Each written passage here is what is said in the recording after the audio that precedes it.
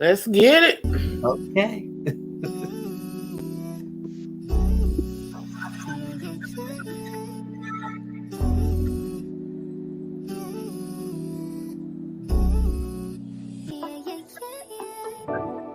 Gonna change my name. Unscramble your mind.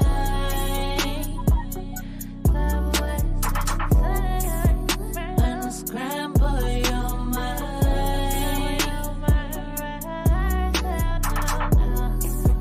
Unscramble your mind.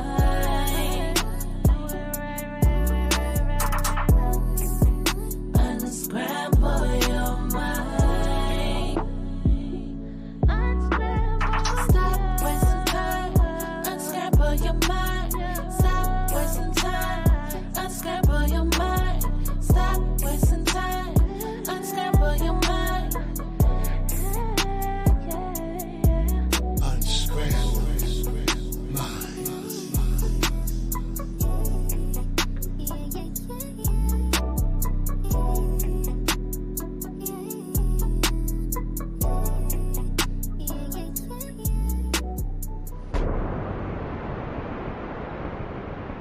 Unscramble minds.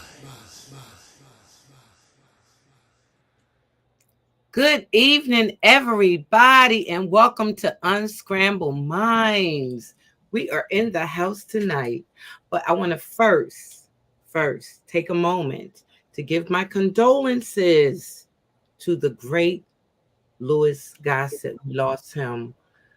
He was a famous actor, and everybody loved him. You know, he's favorite to everybody. Him and him, Angela Bassett's everybody's favorite too. But I have to give my condolences from Unscrambled Mind to the family of Louis Gossett Jr. Okay, well, I'm Sister Freedom, Big Mama, and welcome to Unscrambled Minds. That's Yes. D to the O to the T to the S. I'm Dots. Happy Wednesday, y'all. Peace and love. I'm Dulcinea.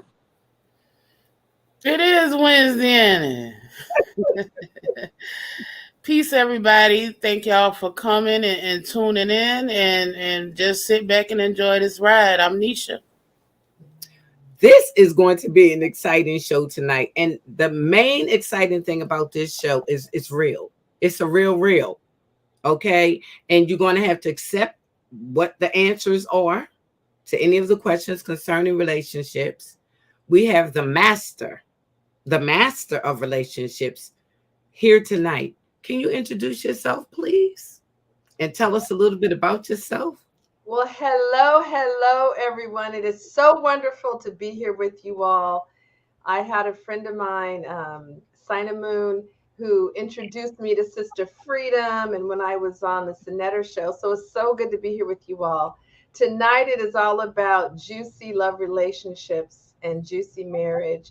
But I also am a transformational life coach and have had the delight of working with sisters all across the country and different parts of the world in my 25 years of having my business and being about us living the best lives possible. So just so delighted to be here with you all. Thanks for having me, sisters.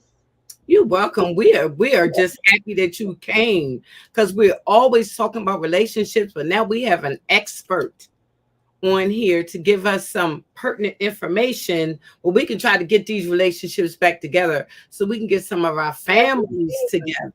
Yes, please. Yes, please. Yes. Okay. So tell us about, because you're even an author. You even wrote so many books and everything.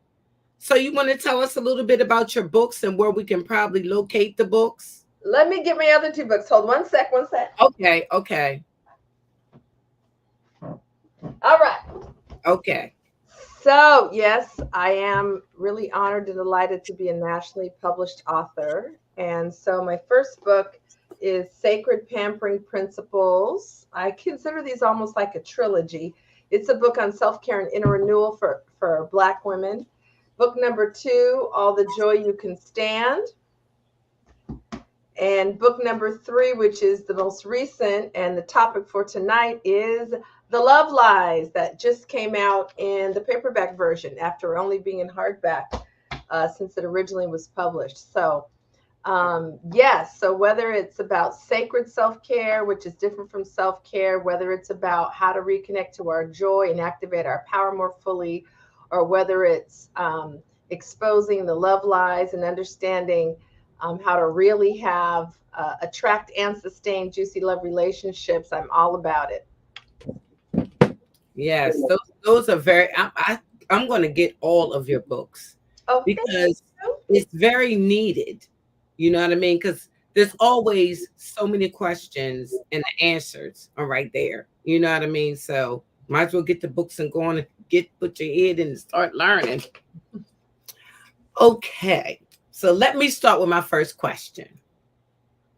All right, what do you do if you've been with a person for a long time, say past 20 years, and the feeling is just not there no more? You done did what you needed to do, that what you think you need to do to try to put some spice in the relationship, but it just don't seem like it's there no more. Do people grow out of each other or what?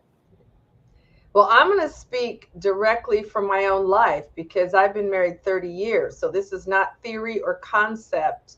This is real. And is it possible after 30 years, not just 20, which was the time frame you gave, is it possible for the passion to still be there? Yes, indeed, and positively. How is that possible given we're told over time the passion has to die?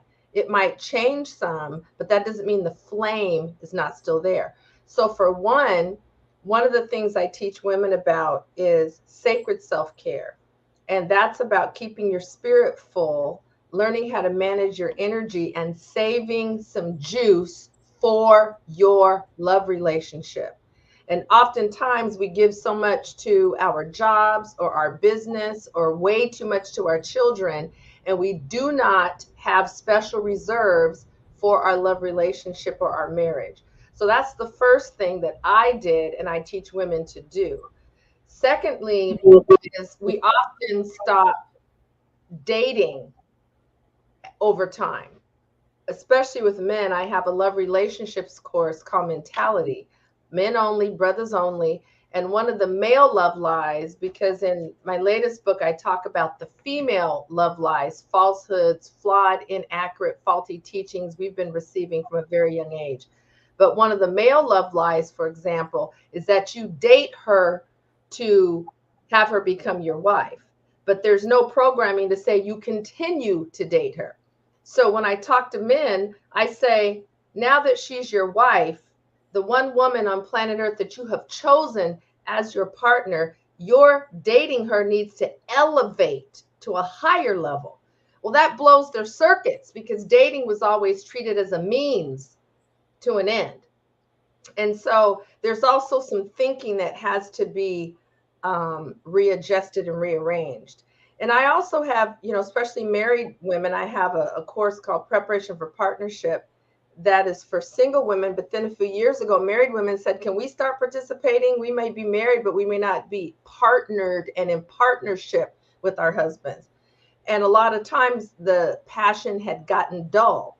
So one is I have them start dating each other again. And then two, I have them rendezvous. Oftentimes when you've been together, while you always go places together, you arrive there together, you drive there together, you show up together. It is amazing how much it does to rekindle the flame. It's kind of like coals that just need a blow on them and wham, here comes the flame. Mm-hmm. To rendezvous. I have not had a couple that's been together for a long time have a rendezvous and it not rekindle. I have them report back. I don't just give the assignment, like report back. Inquiring minds want to know. Right. So yes, the passion can stay high. When if my husband calls me on the phone, my stomach still jumps. I greet him at the door if I'm not in the middle of a meeting or a Zoom call or something. So that his association with returning home, as you have a woman who is looking forward to your return and is happy to see you, greet you with a kiss when possible. So those kind of little things become big things over time, and truly from the front lines, keep it juicy and keep the passion alive. It is absolutely possible, but we got to change up some thinking and change up how we've been engaging. But that's wonderful that you said that, because I can remember when I was young, my dad used to say to me all the time, never let the fun run out of your relationship. He used to say that to me. So even though you gave all that information, it just, it just sounds just like my dad saying, never let the fun run out. Always do this. So Not that information. the fun or the flame. Not the fun or the flame. So let me ask my second question, and then I'm gonna give it over to Dots. You know how people get comfortable in a relationship and they stop dressing and they stop trying to make themselves look pretty for their husband, or for the husband, to continue. Now he just come in at home and he just sits and flops and doesn't try to make sure he still smells good and still looks good. And you know what I mean? Do you suggest that continues, and that you always try to keep yourself looking good for your partner? Yeah.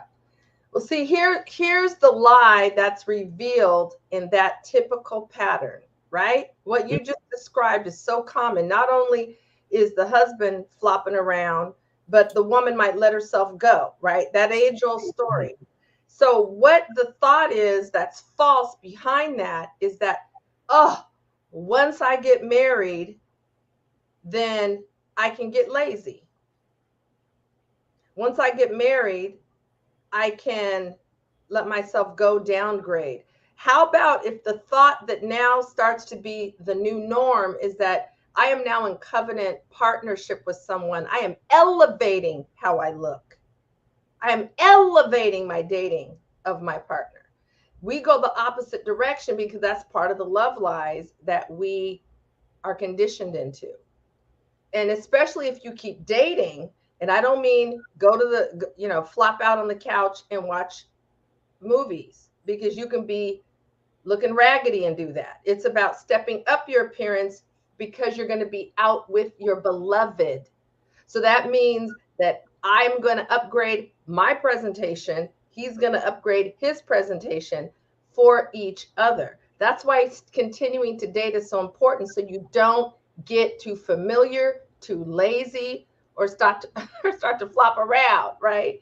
So, and if we understand covenant, which marriage is the only relationship between man and woman that is covenant, then we understand that when we come into union, it isn't just my body now. Mm-hmm. I have my body and my husband's body that have equal concern to me. My husband is not just his body, it's his body and my body. So my health, my appearance, my wellness. And so that's why I'm an ex-athlete, year-round athlete. So who was I drawn to and who was drawn to me? Someone who's an ex-athlete, played college all the way through, basketball all the way through college. Because how you look can tell a lot about your relationship to your body, because you inherit that person's body, not just their mind and their money and whatever else when you join lives. So, so we should step our game up, not step it down. But that's counterculture. That's counter to our programming, because I hear all the time, oh, I got him now. Why do I gotta,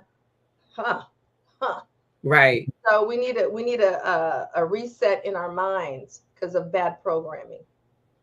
Thank you for those answers. And everybody should share this stream tonight, because this is good information. And subscribe and like. Thank you. Dots. What's the demographic of your clients that typically seek out your help? You're talking about my love relationships lane?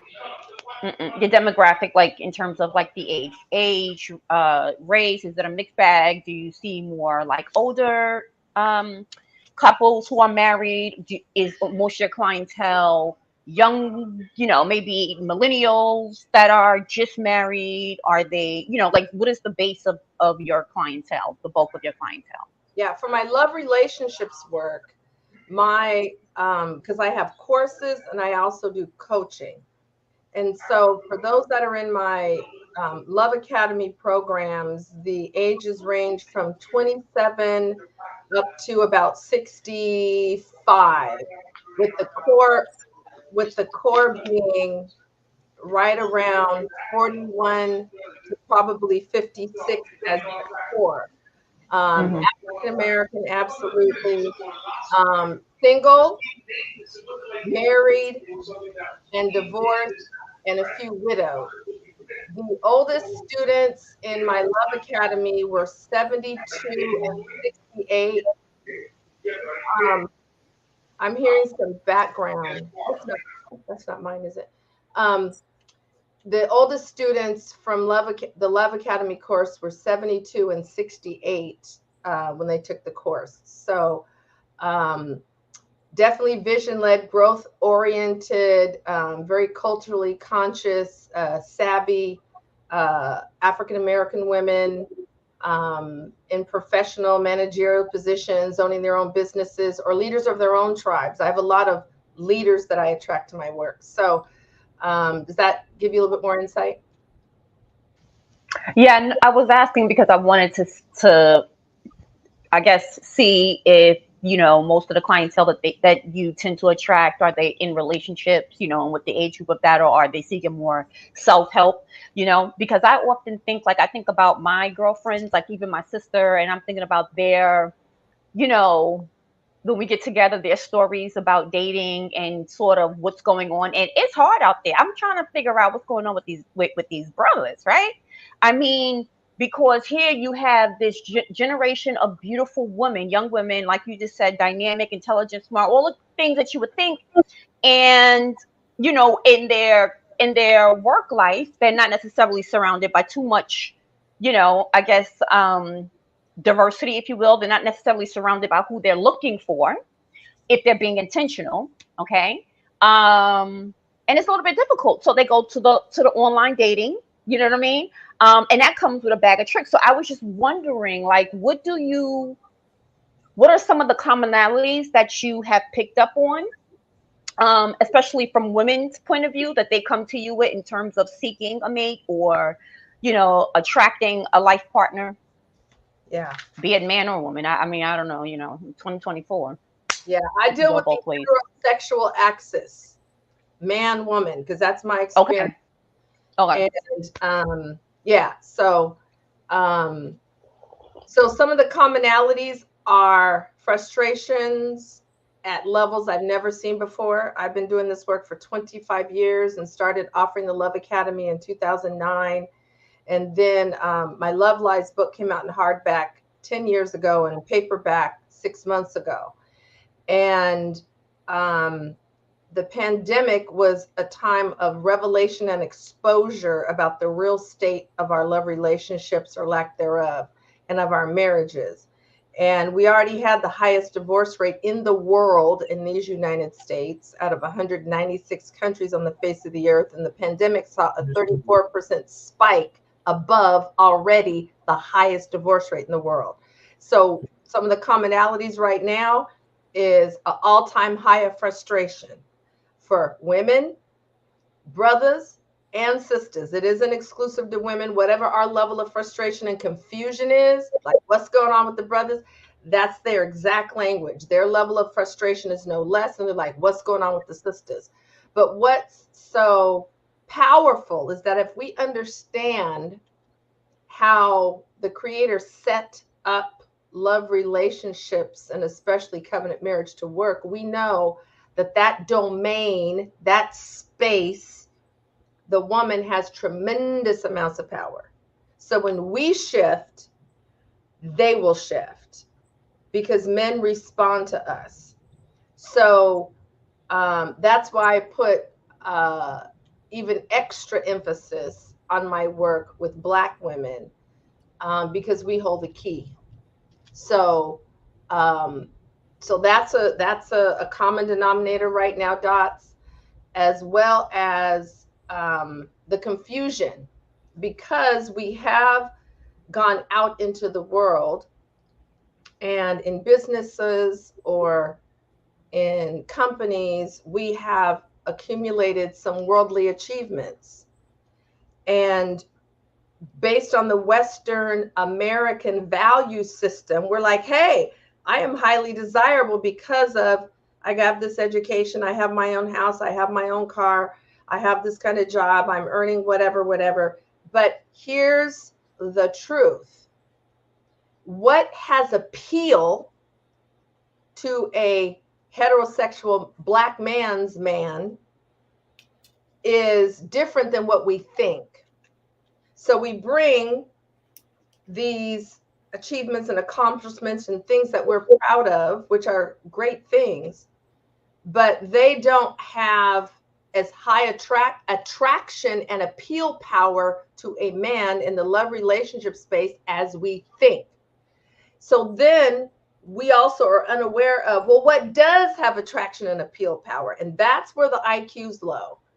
And we also don't understand how men tick. We don't understand the essence, soul, essence, character, and spirit of men. We think they're made like women, and we project a whole bunch of stuff onto them. And we often engage with them as if they are females, and they are not.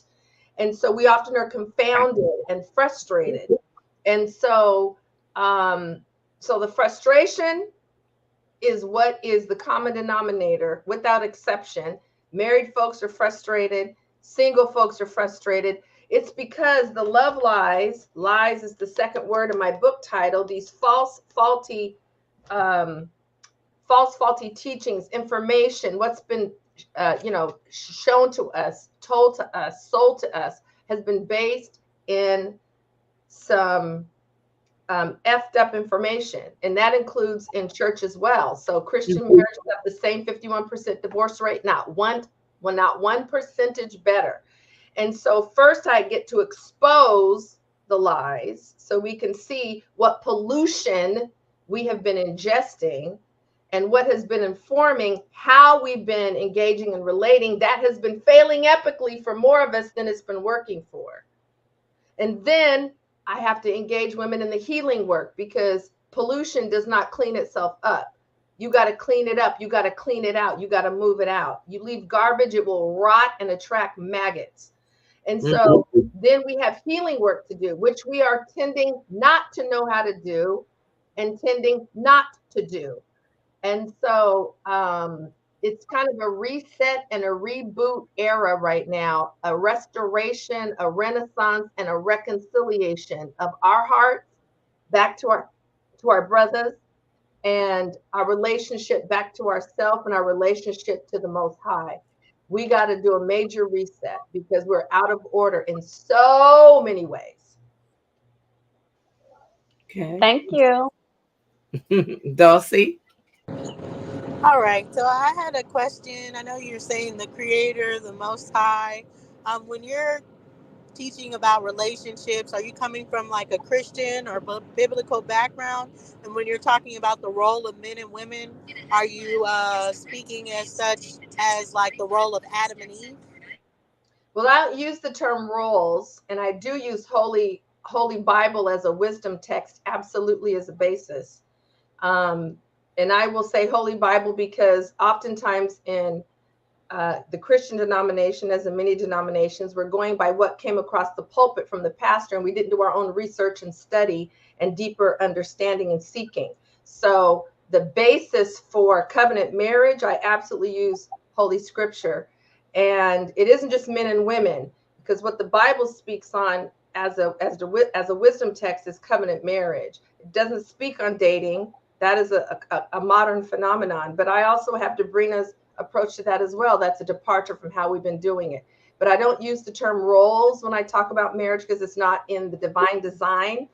And when I looked at the divine blueprint for marriage, which most of us don't even understand, didn't study, didn't research, aren't aware of, there's 11 what I call divine functions. I don't call them roles because roles are for theater productions and for movies, and that's a prescribed limited space you get to occupy. If I'm playing the role of a mother, I can't then switch out and start playing the role of the teenage daughter. So roles are very specific and limiting and prescribed. So roles is not stated in scripture when it comes to marriage.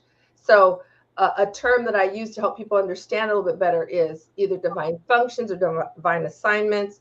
And there's 11 of them that work together beautifully because it is a freedom model, not a bondage model, as is the experience for many of us. So, yes, I in my book, The Love Lies, I talk about a different approach to dating. The way we've been doing it has failed more of us than it's worked for. And then when it comes to covenant marriage, I take us back to the divine design that very, very, very few of us are familiar with. And roles is not even utilized in the text at all. And when you talk about the functions or functionality of men and women and what they're designed to do, is it based on what the Bible says? Is it based on misogyny, or do you see functions of women being greater than what just religion says? Well, I'm not really operating from religion because we got 25,000 different religions. I'm really trying to get to a deep understanding of truth that transcends all the different religions, because you can have variances as there are denominations. So that's my particular focus, is to understand Holy Scripture, which is a very profound document because there's 5 levels of understanding to have. Most of us have level 1 and level 2. We've never gone beyond level 2. So we've never really tapped the profound power embedded in Scripture. One of my intentions was to tap more into that. And so and I didn't say functionality, I said divine functions. That means there's a way of interacting and relating. What's so fascinating about the divine design of covenant marriage, specifically covenant marriage in Scripture, is that it is very much aligned with the character, essence, and spirit of woman and the character, essence, and spirit of man. So that was taken into consideration when this blueprint was put together for husband and wife, which is really amazing. So when you look at the divine assignments or the divine functions of husband and wife, that's my language because roles is not in there.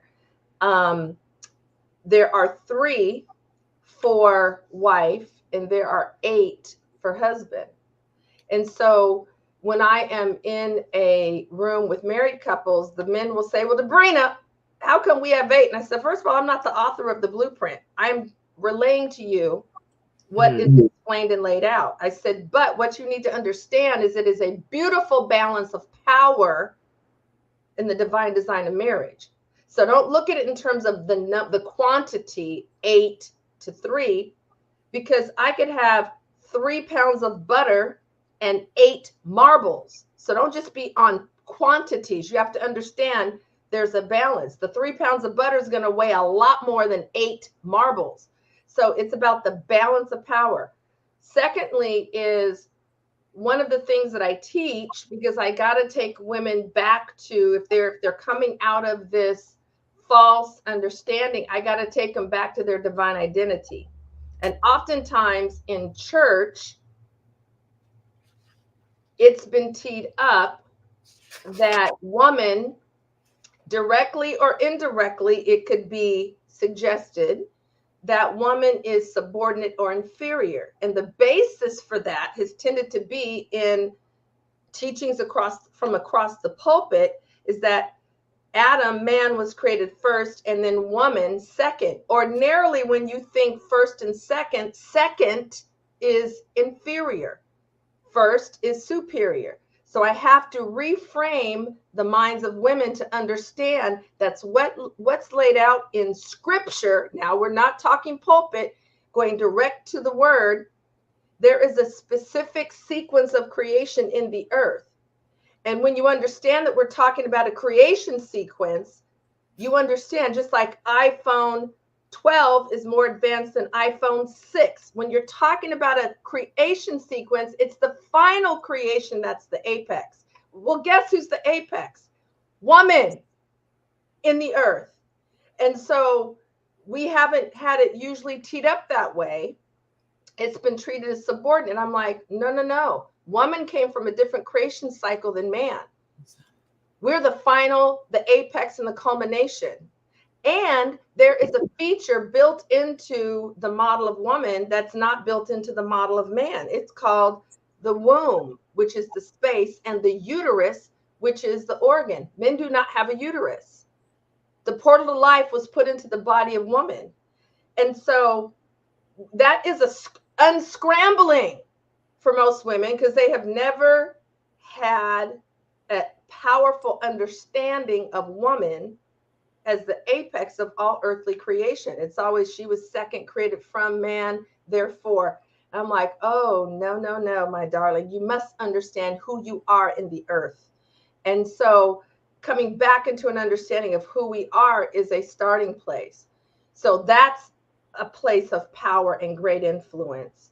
And then when you understand the divine design and you understand the beautiful balance of power and how it is designed for full self-expression of both parties versus we see compromised self-expression and burdening and bondage and feeling bound, which lets us know we're off and out of order.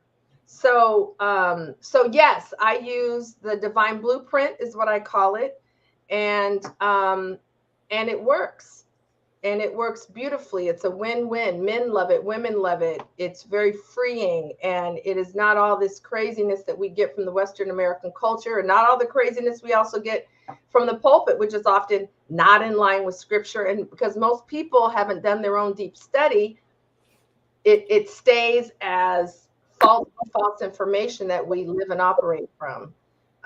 There are, let's see, for those that report back to me, which is not all my students, of course, but let's see, at least 65 new Black love marriages from graduates of my Love Academy courses, programs, and coaching. So, and there's more. I'm sure those are just the ones who take time to, send me a text or an email or phone call or invite me to their weddings. I've been in some weddings too.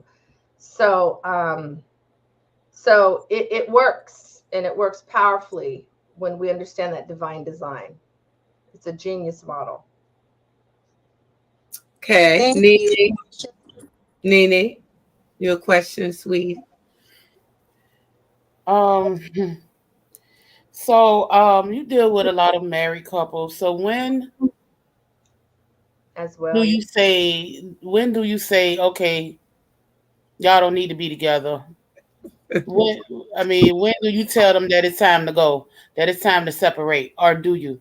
She's trying not to. Well, I don't make that call, because the time I get with a couple is a sliver in their life, right? I get them for a Zoom call, or if they live in this greater Seattle area, I might get them, once a week or something. So that's 1 hour a week out of all the other hours that they're engaging and relating, which I don't have privy to unless they share, or there's a lot that is revealed in their words and in their nonverbal communication that I'm also cueing in on. So I have never said you should divorce or you should throw in the towel, because I have seen miraculous turnarounds where it looked dead and over, including my own marriage 20 years ago, 10 years into it.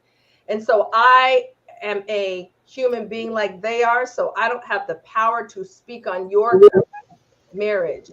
But there are those who had decided to throw in the towel, and a friend said, well, before you go down and fill out the papers, can you just do Debrena's Love Academy 101?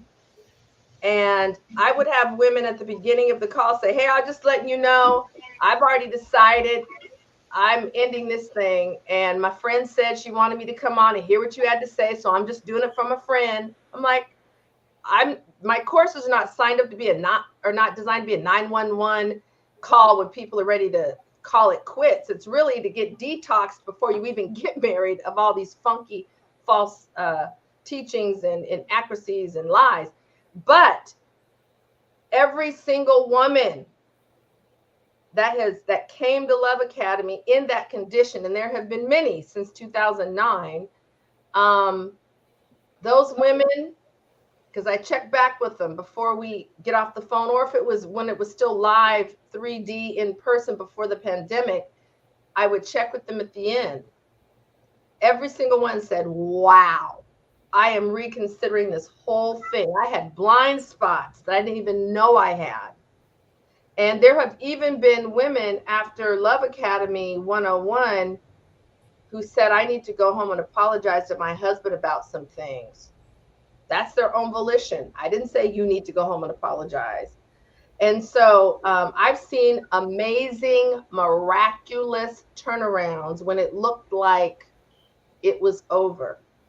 And it is possible for a resurrection to happen. It can look dead, just like you can have a fire that looks like it's gone out. You can flip a log over and there's a few orange embers still under that black log. You breathe on that thing, you add some oxygen to it, and there can be a revitalization. I have seen that same type of thing happen, especially after some healing work and some forgiveness work has happened, because that will, our hearts have closed. That's usually what's happened. Forget it, F it, our hearts have closed. So what is possible when the heart gets reopened? Just let's reopen the heart, just so that woman can live in her full freedom. And it's amazing what can happen when the heart reopens, what possibilities become available now that with the closed heart weren't. And so I've seen all kinds of things, all kinds of amazing turnarounds. But I never myself say, I think you all should break up, right? I let them make that decision, because that is not my, I don't have the authority to speak on that, or I choose not to act like I have the authority to speak on that. But I have seen all kinds of turnarounds, my goodness, all the way down to one couple that had filed. And it was the 83rd day. Here in Washington State, you got to wait 90 days before the decree is final.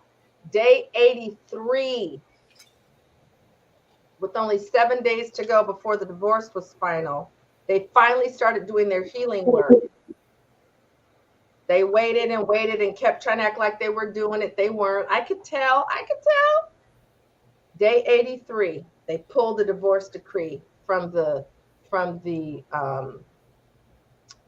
court system.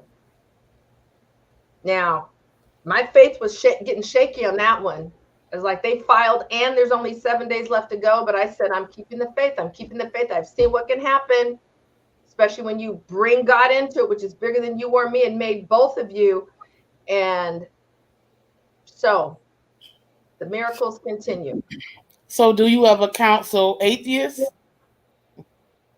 Well, I'm a coach. I'm not a counselor. That's a different modality. And no, I don't. Why? Because healing work is a part of my basis, and part of what allows healing to happen is that you are recognizing that there is a power and a force beyond you as an individual human self. And that power is what you tap into, or at least from my teachings, people can tap into a whole bunch of different things. But as far as my teachings, the power we're tapping into is that of the Holy Spirit and the power of love as a alchemical transforming force.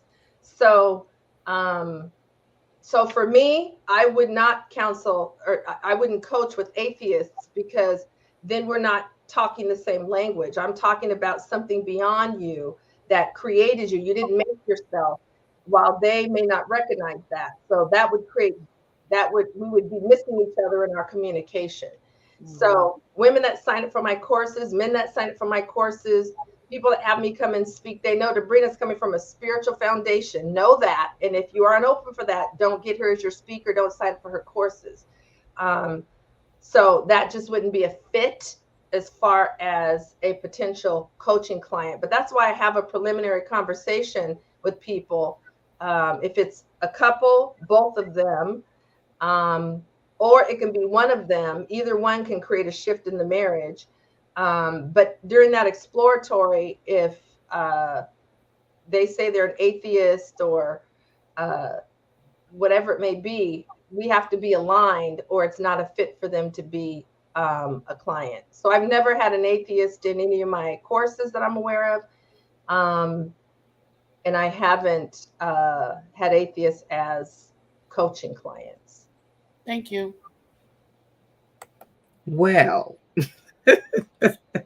well, depending on what you feel as though that God is, because some people feel as though God is some man walking up on the clouds, above the clouds. So I don't really know what you consider God as to being. And I don't know whether atheists have spirituality or not either. Because you can be atheist and believe in spirituality. You just don't believe in the mainstream God worshipers, like as if God's a man in the sky. Yeah, So you don't have to be mainstream, but that question was about, do I coach atheists? And my answer is no. Right. No, I'm saying, but it's atheist. I'm just saying I. Right. Don't. That's not a fit. I wouldn't even know how you would have even known if they were atheists or not. I'm just curious as to why or how you would even know. I mean, I don't know if you go into coaching or counseling, because it just seems like when you were speaking to people concerning their relationship and the power that is higher than them, I don't know what the power that is higher than them would have anything to do with their relationship, or if spirituality has something to do with their relationship. I don't know because they're two separate entities. I define covenant marriage as a spiritual union first and foremost. So that's why spirit is a central conversation. And when we talk about love, that's a spiritual quality. That's not a physical three. You see what I'm saying? So the basis of a love relationship is a spiritual basis by design. So and folks are able to tell because they might have a friend that so many people, so tons of people get referred to me by their friends. So that here's what Debrina's come from is, or if you are on my website or you are reading my books, my come from, or if you're looking at information about Love Academy or something. So I'm really clear about what my come from is. So there's people are reading that, they're like, oh, I'm resonating with that, or I'm not. And so many women that had come up in church, and I came up in church. It's no slight against church, but often we have had some very limited teaching and some very elementary level teaching, and we haven't even really started to tap the power of the spiritual laws. And we haven't. There's so many things that are missing in those teachings, and so when women come to my course, it's like, oh my gosh, I had no idea. This is so liberating. This is so freeing. This is so empowering. This was left out in so many of the teachings I had in church. So I like to take them deeper to a lot of the absences that were in their religious experience, to expose them to some of those, deeper pieces that usually weren't brought forth. So it's about freedom, and there's many paths to freedom. I'm not saying I have the only path, but I have a certain basis that I come from for those who resonate with it, and it's effective for them. Okay. Can you give me some examples on these functions that's in the Bible? I'm kind of familiar with the Bible. I'm just wondering about the functions that are so. I'm trying to make sure that they. Yeah. I'm just trying to make sure I'm understanding the functions that's in the Bible that helps with relationships. Well, no, I'm talking about covenant marriage in specific. The Right. Bible just general. Relationships, marriages, you could be with some, I could make a commitment that's still considered some form of marriage.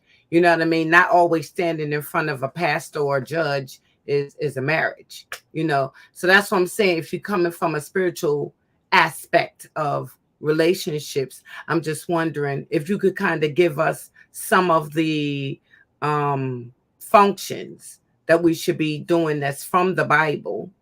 I mean, that it's not all, not because an atheist can read a Bible or a Quran. That that has nothing to do with their belief. They can read it as a a book for examples and information. Just like Mary had a little lamb, or the three pigs. It's a message in every book that we read. So what I'm trying to figure out is, what are the functions in the Bible that you give to people concerning their relationships? Yeah. Well, I'm not making anything up. It's right there in Ephesians and Corinthians. No, I know you're not making it up. I was just asking for some examples so I can write them down. Yeah. Just want to I'm not making anything up. I am just so for example, when you look, remember I said, and divine assignments, divine functions, that's a term I use because we're so used to hearing roles, which is not in there and is part of the problem. And so roles is part of the problem, because that's how it's been teed up when it comes to talking about marriage, especially. So when you say that, I just want to be clear. When you say roles, like, are you talking like if somebody came in the house today and there's somebody else? Because sometimes that's exciting in a relationship too. And that was a tease. That was a tease. People often say, what's the role of the husband? What's the role of the wife? We use roles a lot, particularly in religion and church. We hear that a lot from the pulpit. But when I did my own study, the word ROLE did not appear in the books of the Bible that lay out the divine blueprint for covenant marriage. So that's gotten inserted into the vernacular, but it is not stated. And the word role is a very limiting, prescribed way of functioning. And what are the roles of? Oh, that means there's a should and ought to and have to. Well, careful, roles isn't even in there. So, for example, as I was mentioning, in this divine blueprint, it's very much based upon the design of woman and the design of man. So remember me mentioning how we have a uterus. Even if you've had a hysterectomy, you still have that womb space within you, a very powerful spiritual space. And we have the ability to hold energy because of that aspect of our design, which is one of the reasons that we often have fibroids and cysts and polyps in the uterus area. And that's also our feminine power center. As a Black woman, because of the melanin in our skin, that gives us additional holding power to be able to hold energy. So now so I say that as a precursor so you can understand this one of these divine functions I'm going to share with you of wife. And it is respect. That's one. That is not a divine assignment of husband. So then we got to break down, why would this be something that is uniquely a divine function of wife? What is that about? So when we break that word apart, re means again, and spect means see, like spectacle or spectator. So the reason that particular assignment is for the wife is because it means to be able to see him again with fresh eyes, to see him and behold him anew. Now, why is that difficult? Because we can hold on to stuff, memories, emotions. And so to be able to move that out of your system and not hold on to and hold it against is where respect comes in. So also one of them is submit. Most of us have no idea what submit looks like in practice and demonstration. It is such a powerful act, and you have to have power to even have that as a divine assignment. And that's a whole nother conversation about it meaning yield or allow, depending on the situation. And why is that? Because of the power that we have in the relationship space. And so those are a couple of them. And I have a whole piece about being in your girl versus being your woman. The current model, the current programming and conditioning that's prevailing in this country parks us at being in our girl. And to move in juicy love relationships and juicy marriage, we want to come into being in our woman, which I describe as a state. And there's healing that's required and maturing and some other stuff. So in order to respect the action of that, you have to have done some healing work and know how to clean low-level emotions out of yourself instead of holding on to them. So that's a tall order because most of us haven't done any healing work. Most of us don't know how to change our internal emotional environment.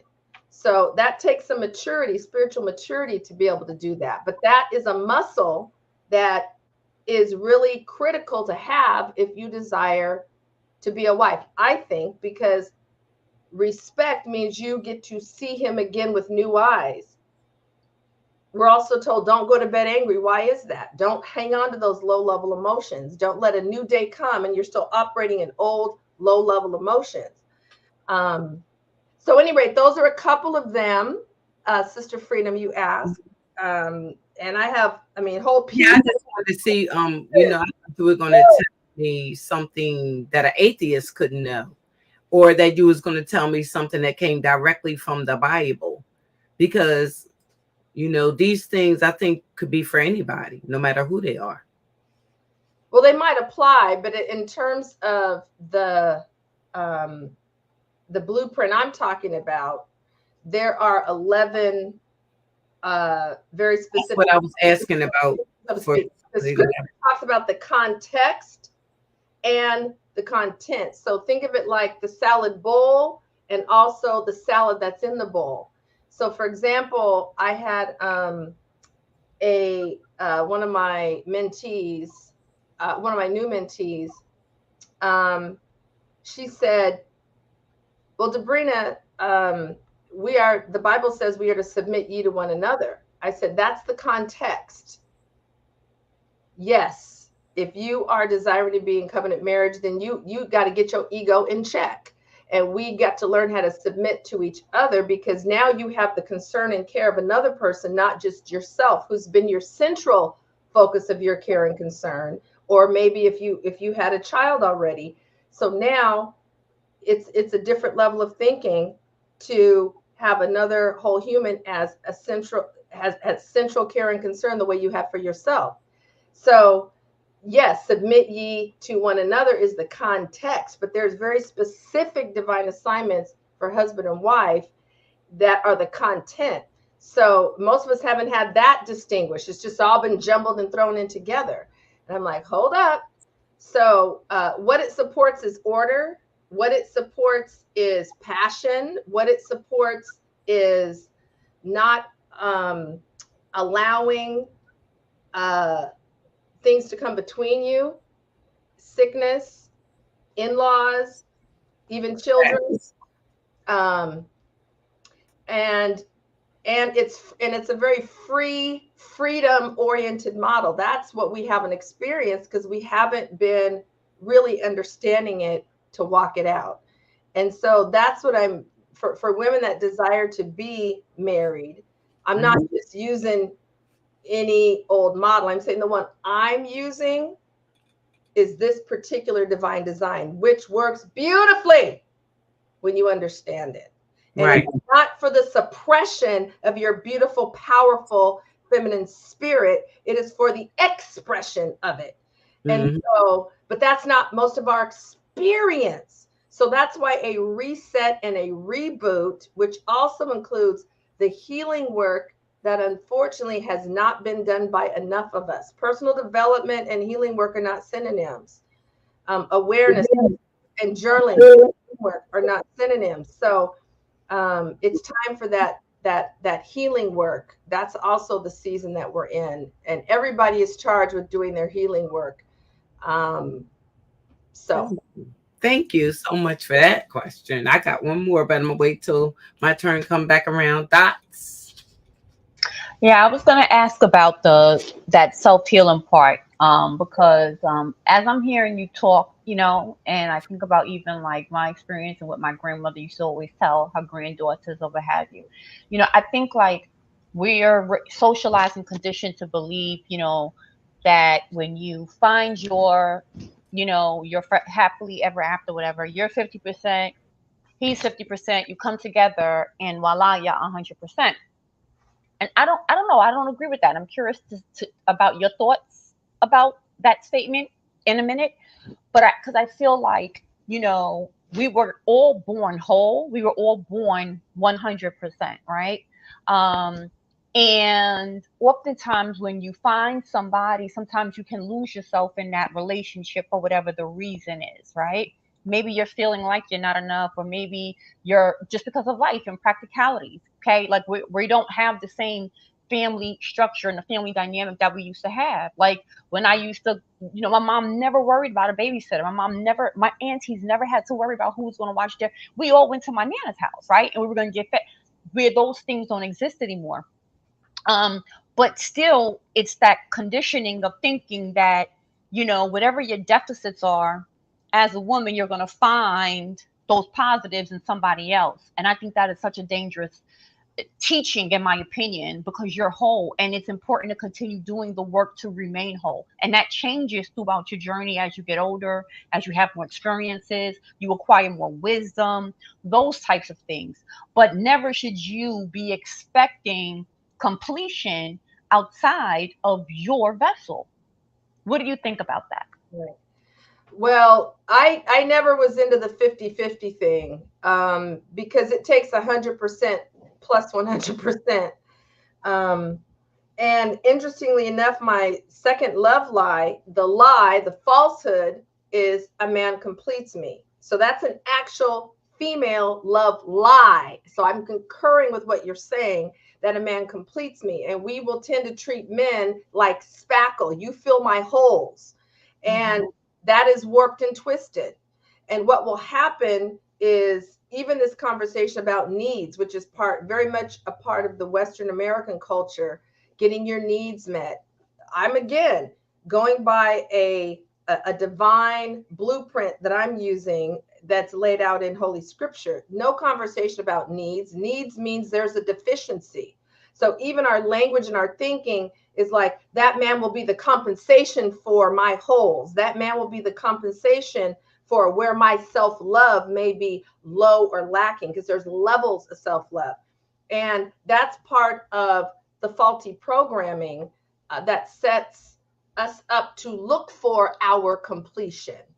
And so, for example, when I'm in Love Academy, I will ask women to make out their, what I would like in a man list. And most women have some thoughts about that. They may even have written it down. One woman carried her list around in her purse.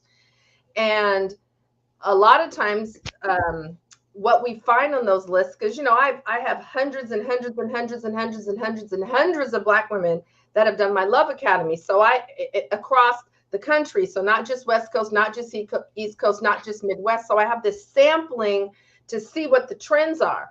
And so when I ask them to share their lists, most of those lists are made up of features. Features are what a washing machine at Best Buy has. So when I say share with me qualities, a lot of women glitch. Well, qualities, what do you mean? They're used to, he earned this much, he's this tall. Okay, take the features off and let's put qualities on. We're talking about a human being. So for a lot of women, that messes them up. They're like, okay, qualities. Then when they now have qualities, because they're talking about a human being, I will ask them to go through and self-rate themselves on the embodiment of that quality in themselves. So now, we have financially stable. They want a man who's financially stable, or a good steward of his finances. Well, then when they rate themselves on a scale of 1 to 10, 10 means I am a good steward of my finances, not working on it. I am, I gave myself a 4.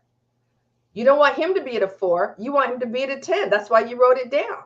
So now we have a gap where you want to attract a man who's an embodiment of the qualities you have listed, but you as a magnetic force are at a 4 or a 3 with that quality. So what you will attract is not the 10 you have on your list, but a man who's at a 4, because that's where you really are. And vibration. You just said something. I'm so sorry to break your, but I always say that you attract who and what you are, period. Yeah. And people, I don't know, you do. You really do. Vibrationally, like attracts like. And so you attract your vibrational match. Now, what happens is most women, when and here's the thing, you attract and you activate. So I talked about in my teachings when you activate in a man. That's a whole nother conversation. Activate. Wait, what, Debrena? Mm-hmm. Activate. So there's what you attract and what you activate, because men have all kinds of potential qualities that lie awake and some dormant. What do you activate? What is activated in a man in your presence? That's a whole nother conversation, because what you're activating and what you're attracting will give you insight about where you, as you're saying, Dots, where you really are. And most of us are out of touch with where most women are out of touch with where we really are. We have this ideal and this kind of fantasy desire to be at a 10, but most of us are far below that. And so, and that what happens is we're looking for a man to be the compensation and fill in the gap between where we actually are and where we would like to be or think we are. And that's why so many relationships from Jump Street are out of order. So yes, I agree with you. And that's why I talk with women about elevating their level of self-love. It's like that's part of preparation to be in a juicy love relationship, because there's levels of self-love. You got to elevate it beyond the solo single journey. When you're now looking to be partnered with someone long-term, or just attract a quality person, or if you aspire to be in covenant marriage, you have to elevate your level of self-love, because now you're talking about potentially partnering with someone. We're talking about interacting with another person in that intimate space. You got to elevate your level of self-love. The level of self-love most of us are at as single folks is not sufficient for the partnered or love relationship space. So that's why there's preparation involved. Hence my third course, preparation for partnership. So I concur with you about no, a man does not complete us. That's a falsehood that we're fed. Men are not to be human spackle to fill our holes and fill our needs. And that's one of the love lies, that a man, busting up that falsehood. Yeah. Thank you. Okay. Dulcie. Oh, and welcome to the chat, y'all. I see Ebony and Sarah and Bon and Terrence and all of you. If you have questions, write them down and we'll ask for you. Okay? Sorry, yes, Dulcie. Everyone. Yeah, no problem. No problem. So I wanted to get back to that because I definitely agree that you should be coming 100%. But and when I preference this, I guess like when I say religion, I'm just saying, we know there's a lot of them, but Christianity is one, and the Holy Bible is one of the religions.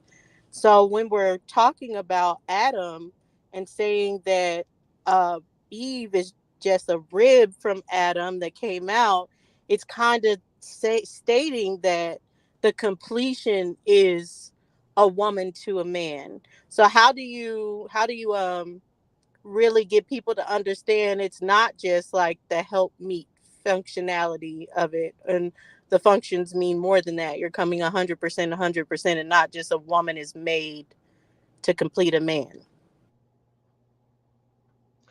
Well, if anything, a woman was made to complete a man versus a man complete a woman when you understand the creation sequence. So I just point out what's so. I said, if anyone's the completer, it's the woman.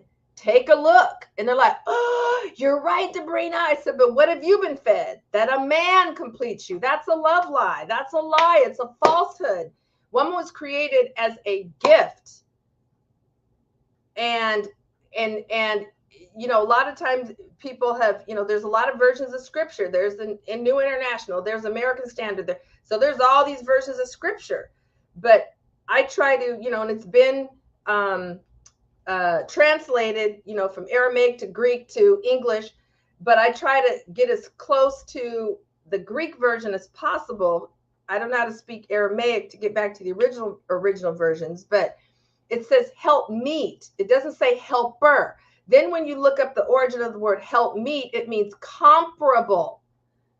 And then when you look at this symbolism of woman being made from the rib, that's side by side, not from the head, not from the feet, the rib. So that is powerful and symbolic, that it reflects that she is a comparable partner and not inferior. He's not superior, which is part of what we buy, because we bought into hierarchy in marriage, and that is false. It's a partnership. It is not a hierarchy. And there's different divine assignments, to use Debrena's terms. And so, yeah, scripture talks about made from the side, you know, the side, which protects his heart. The rib protects the heart. It's also symbolic and powerful.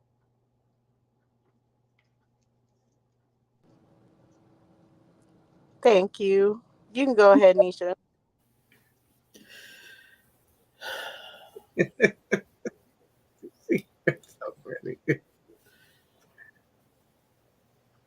I'm a pass. I don't really have anything to add.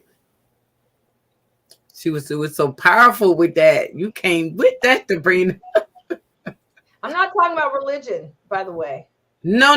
I'm saying that was powerful what you just stated concerning the woman. You sure you don't have a question, Nate? Okay. All right. So let me see. Accountability and taking responsibility for your actions. A lot of times I've noticed when I'm talking to people concerning relationships, because believe me, I could talk experiences the best when you can talk to somebody, but the do's and the don'ts, because you know pretty much what you done did and didn't do or whatever.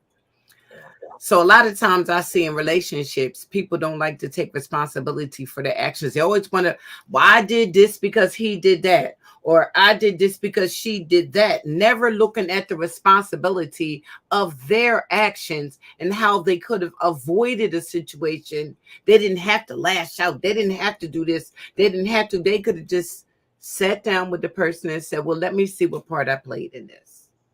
Do you find that where you have to always reenact the act when you're talking and coaching people in their relationship, reenact it so you could say, well, did you have to do this? Or do you see where you made a mistake? Versus you just blaming him or him blaming her. You understand how I'm saying it, Debrina? Yeah. Do you ever get with that situation? Yeah, I don't. I veer away from kind of play by play because couples got in endless scenarios, right? But what I say to them, and I might use one example just to illuminate it so people can be aware how they were showing up or engaging in that particular scenario, because it's probably not isolated. That probably is an example of how, or representation of how you're showing up in other interactions with that person. So I may use the situation and break it down and break it apart so both partners can see, or both parties, because if it's couples, I work with married or engaged couples. So both parties can see how they contributed to however it turned out. Because like you said, so often he, her. No. It was the he and the her that created together what happened. So if you're coming from if you're looking at it from a mature space versus immature is finger pointing, he, her, they. We do Right. that all the time, but it's immature because part of spiritual development is you start to take ownership because you understand your power and you start to take ownership for your contribution to what occurred. Your part, not their part, your part. And so many of us have missed out on recognizing our part because we're so busy saying, well, he or well, she. So we miss the learning. And any learning you miss will be represented to you in another form. You can't trick the spiritual law of spiritual lessons. And so, but for example, you said, they should sit down and talk. Well, that's a whole nother piece I talk about, manese and womanese, that men use communication and structure their communication very differently when it comes to interpersonal communication. And women, we structure ours very differently. So if you just sit down and try to talk, you will tend to talk to him in your native tongue, which is womanese. And he will hear you, but he won't understand and get your points. And so I have to teach women how to speak manese. And then men go, got it. When before we joke around, I had to tell them 1,000 times. So just to sit down and talk doesn't necessarily equal a solution. Most counselors will say, you two need to sit down and talk. And most Americans, we are verbal people. We are talkative people. Black folks, we're talkative people. So is it just sit down and let's talk? Well, not if you're speaking to him in womanese. He will still not totally get it. So when I teach, we were talking about, I think Nisha asked me, do I ever say to people, you all should throw in the towel, right? Which I don't ever tell that to people. They get to decide. But just teaching wives how to speak manese, oh my God, and they sign up for my second course and come back and say, you do not know how much that shifted things. All these years, I was frustrated as hell when it came to communication. I was having to tell my husband stuff many times. I thought he wasn't listening, thought he didn't give a damn. I've been talking womanese to him this whole time. Shifted to manese with him and my son, because it works for sons, not just husbands, works for male coworkers or male team members, not just husbands. When women start to understand that pattern of communication and speak manese to a man instead of womanese, then they comprehend. And I use the example of, let's say I speak Mandarin and the other person speaks Hungarian. If I keep speaking in Mandarin, but I'm just saying it louder and getting more agitated, and I'm repeating myself, if that person speaks Hungarian, me getting louder and more animated is not all of a sudden having them actually comprehend what I'm saying. So we will say womanese louder with more nonverbals, thinking that somehow is going to have him get it.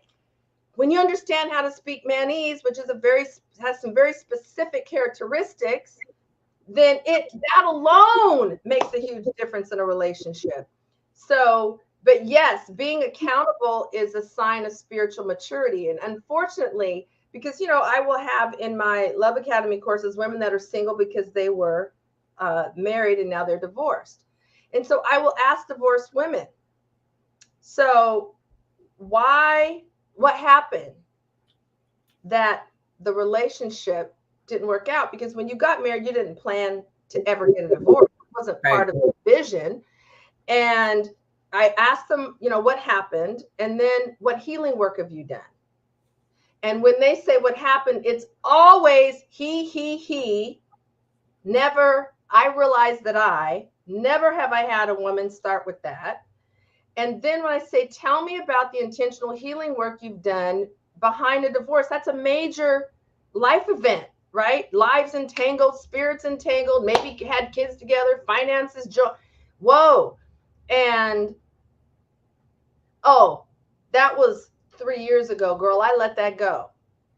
Time does not heal except the body. God created the body to be self-healing. Time heals the body if you don't interfere, but you have to be an active agent in your spiritual and emotional healing. And so we think that's another falsehood about healing work. Time handles it. No, time suppresses it. It doesn't clean it out of your system. That's why I have so many physical ailments, all this suppression of low-level emotion. I don't call it negative. It's about frequency, low-level emotion in our bodies. And when it gets to a point where the body can't contain it anymore. Bam, it pops out as a disease. So, so we haven't been doing our healing work, and we haven't been taking ownership, because I will just poll divorced women to just say, what happened? Well, okay, got it, but they've never done any deeper reflection about my contribution to whatever unfolded and unfolded. And then, like I said, certainly haven't done any intentional healing work. So that's why that's always a part of my coursework, because unfortunately, not enough of us are doing that in our individual, in terms of the individual work that we're doing, our individual spiritual work. So, but I agree about ownership. Absolutely. So let me ask my second question. My second question would be on adultery. Okay. Say you're in a situation and one of the other goes out. Even if it's a man that's taking care of the bills, taking care of home, he is home. You know what we want, not hanging out with his friends or hanging out at some clubs or doing. Talking about this is a boyfriend or partner, or is this a husband? Give me a context. Husband or a person that's been in a relationship for a long period of time, and they've made commitments to each other, and they have a child, children or what have you. And one or the other goes out and commits the most untrustworthy act of sleeping with someone else. Okay. And you're shocked because you feel as though that you're doing everything right. You cook, you clean, you wash clothes, you make sure dinner is done. You also work, you do things, but that person goes out and sleeps around. And the excuse that they give you, it's your fault. That they went out and committed this heinous crime. And why should, when they say it's your fault, I mean, of course we know it's bull crap. That's just, I just want to know what do you think? What do you think about that? Because it could be on either side. The man could be home all the time, doing what he's supposed to do, paying bills. Y'all going out, y'all doing this, y'all doing that. And then one day pop up, the woman sleeps around. And the man shocked, like, what? Why did you do that? So how do you deal with that? And if the person not taking accountability by saying, you made me do it. Well, I'm just gonna stay with the adultery, because that you made me do it is really about the person and them not taking any responsibility. But when it comes to adultery, which is really rampant in marriages, we can be doing the tasks and the duties of the business of life. Mm-hmm. But that doesn't mean that the spirit and the heart and the body of our partner is getting what they desire and what they want. So let me give you an example. So one of the, what works for the male spirit when he is loving a woman, caring about a woman, he wants to know, a man wants to know from what she says, her nonverbal, her energy, her touch, her words, which enter into him like those are spoken vibrations. When you add all that together, what works for that male spirit is he unequivocally knows that to her, he is her hero. Now, I break that down in Love Academy, because I said, well, when someone's your hero, how do you perceive them? How do you respond to them? How do you speak about them? Let's break it down. And I said, so you may be doing all these other things, but the definitive question in the moment is, are you understanding how he ticks? Are you understanding what the male spirit desires from woman? And when I'm in mentality, all brothers, even my staff, they have to leave because I don't want the men modifying their answers, because the female ego can be very fragile. We always say the male ego is fragile. Our ego, in my experience, is even more fragile. So I have my staff leave so the men are not auditing their comments as they're used to doing in the presence of women when the conversation is a relationships conversation. And half of the group in mentality will always be married men because their wives came to Love Academy. And I said, and they, oh my gosh, Debrina, I want my husband to take a course with you. I said, let your shift and change be the loudest billboard. Don't go home and start talking. And so those wives go back home and they, I don't know what the heck happened to you in that course, but you are a different woman. You want me to do what course? Where do I sign up? So half the men are the wives of are women that just did the Love Academy, freshly off of it. And so I will ask them that now they've only, these women have only done Love Academy like 1 or 2 weeks. So they're fresh off of beginning the detox.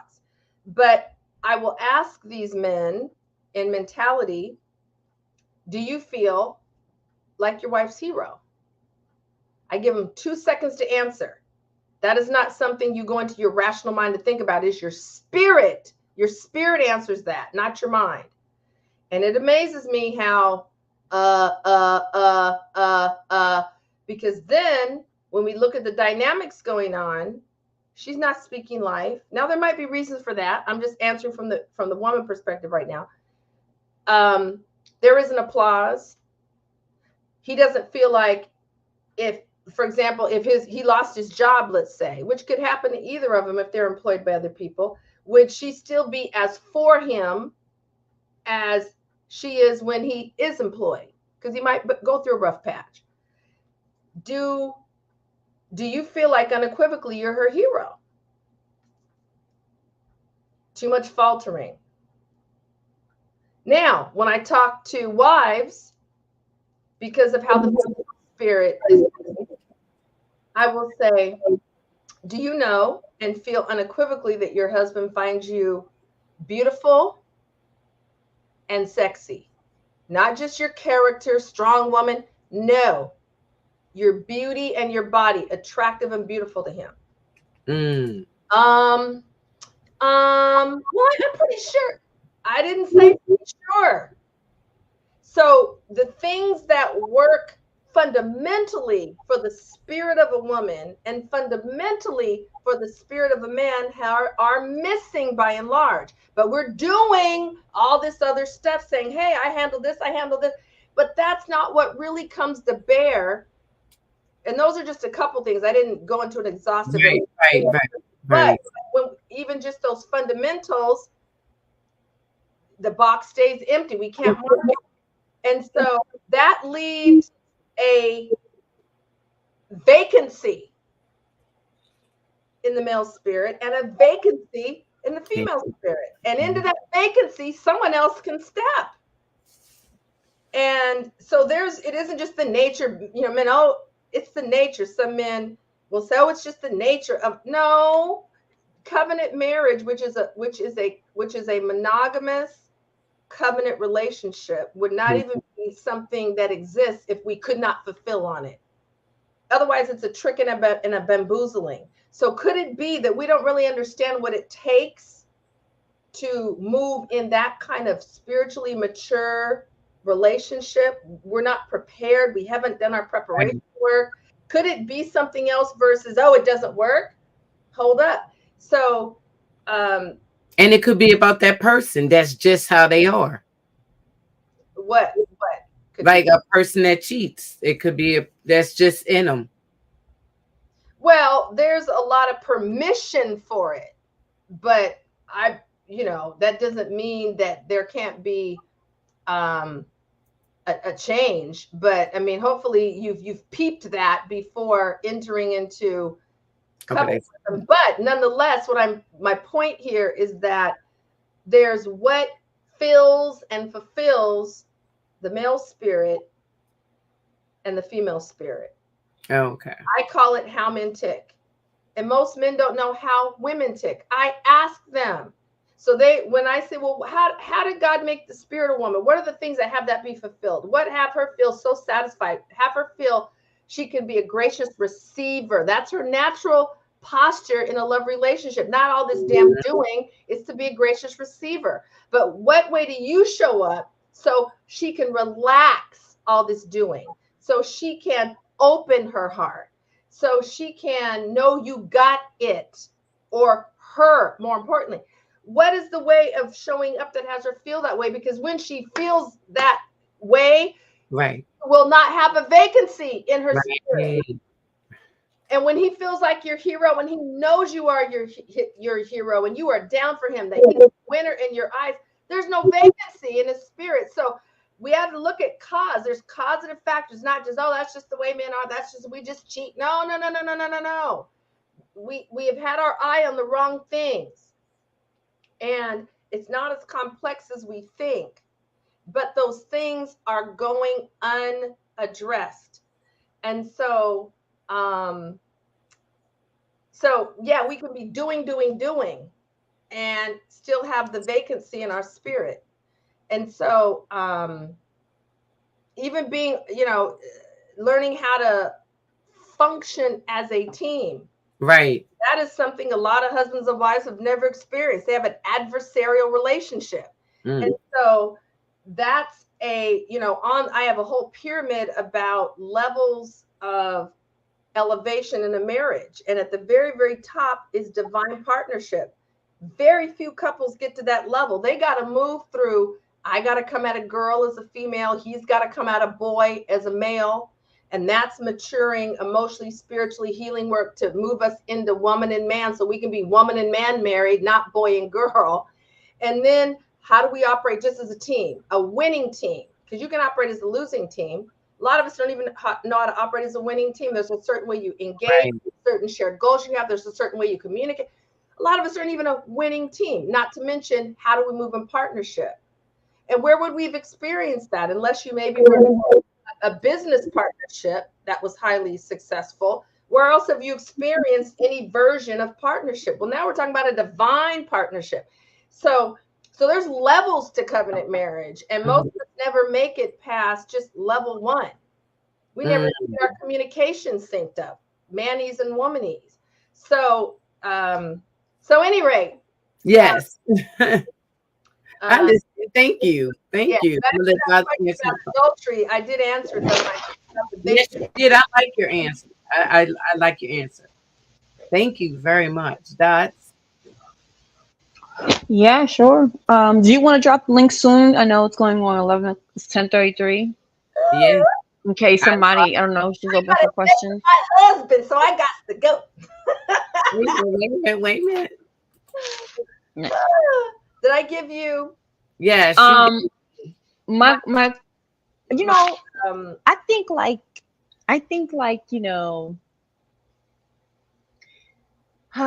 it makes me think of a lot of things. I think like for me, I think the intimacy part, definitely there's a different language there, right? Like what necessarily, how easy it is to turn a man on, or what attracts him, right, to be stimulated versus a female, definitely two different lanes.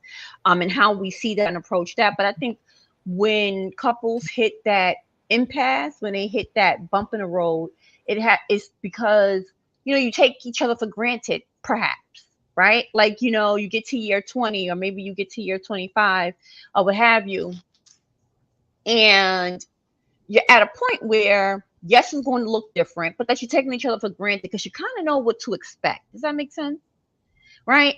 So it's like, when I listen to you, you're saying, that when you get to that divine place, is there a certain amount of years that you would say it would take for a couple to reach that I think you called it the divine covenant?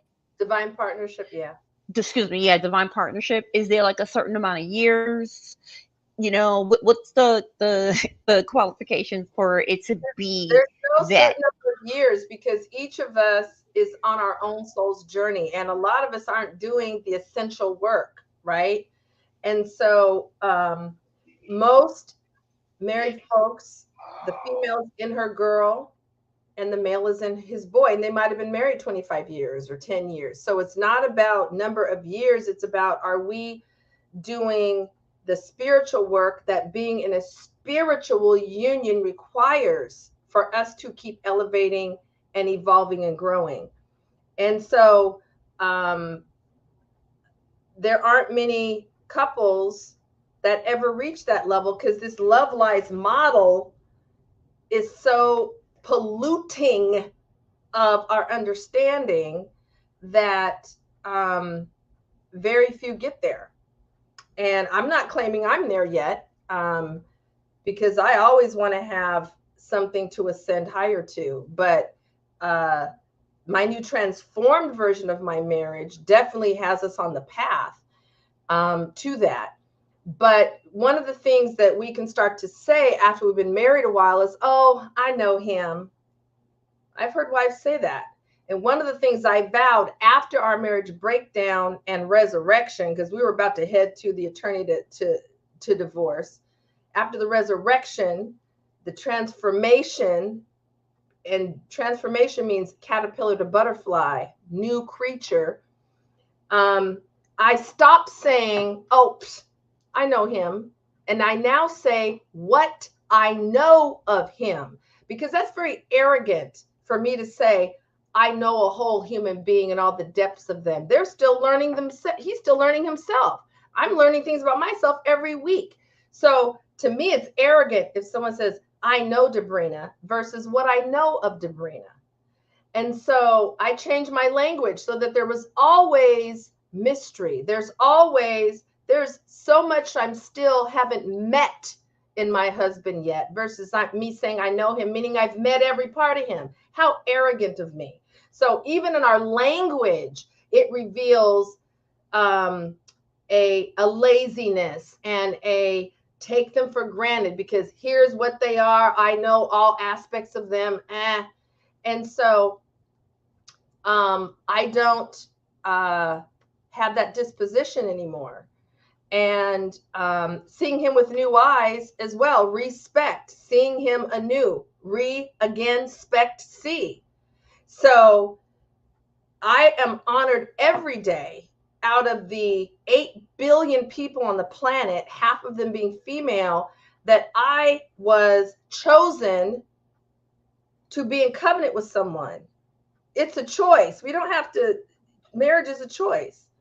And so I consider that a position of great honor to be chosen and for us each day to decide to continue in covenant. Wow. So it is sacred to me. It's not just ho-hum, and he's not ho-hum, and I'm not ho-hum to him.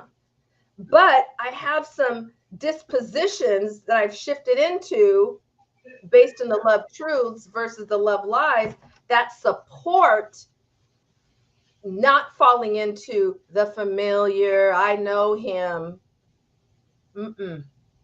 So it's a lot of pieces to that juicy covenant marriage, but it also requires a rearranging of the typical way that we think about, speak about, and behold our partner, which kills the passion and kills the wonder and it kills the fascination. I think it should increase with each additional year of marriage, personally, which is counterintuitive to how we are taught about it in the love lies world, which is the world we grow up in. So last question. Someone, Niambi wrote that thus I was born to be alone. Do you say that sentence again? I didn't catch all the words. Say it again. Yeah, Niambi had mentioned one of our sisters in the chat. She said, thus I was born to be alone.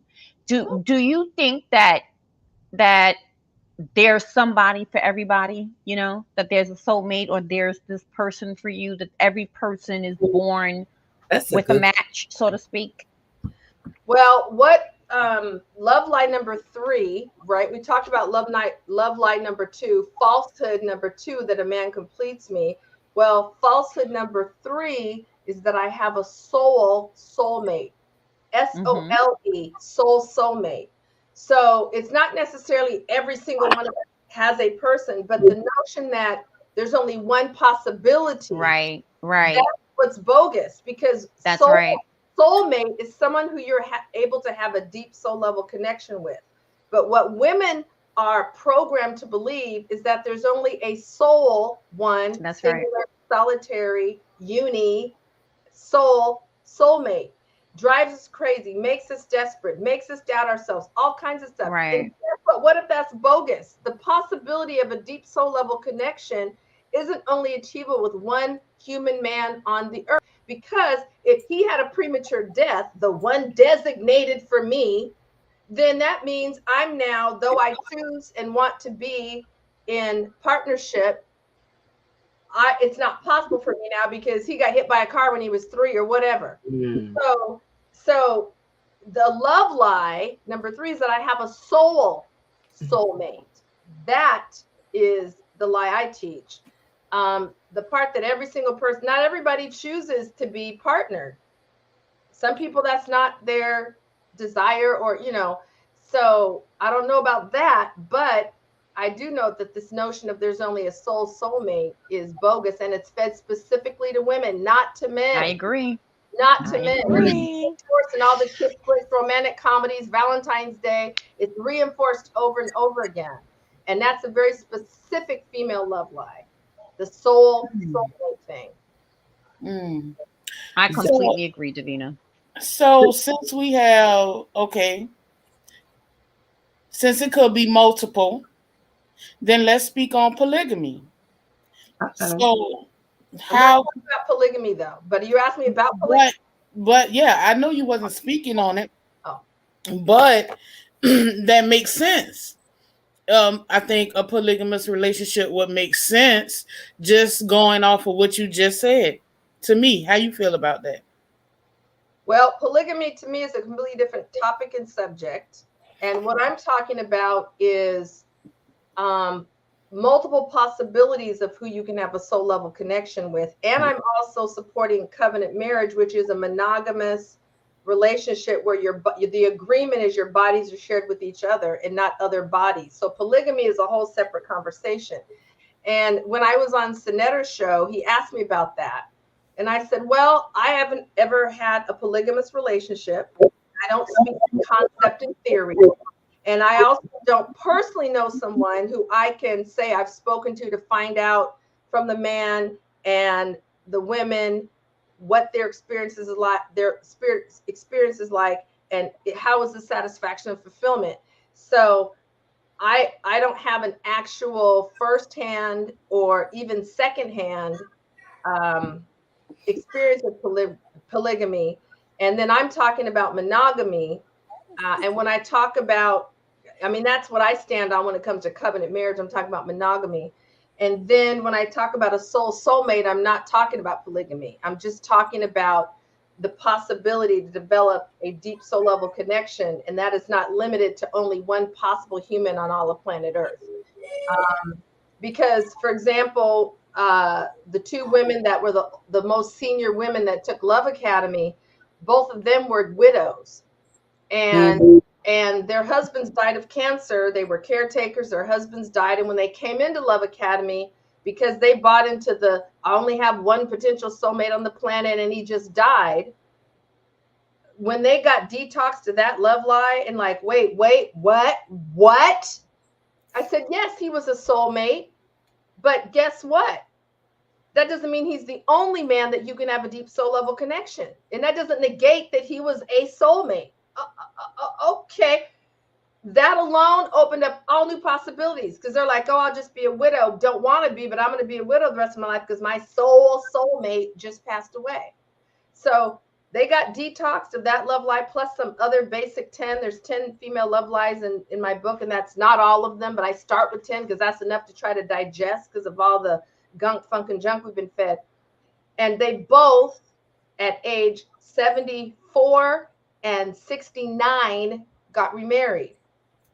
And so in juicy marriages, because they were in the dutiful task obligation form of marriage, the religious form of marriage, not the scriptural form.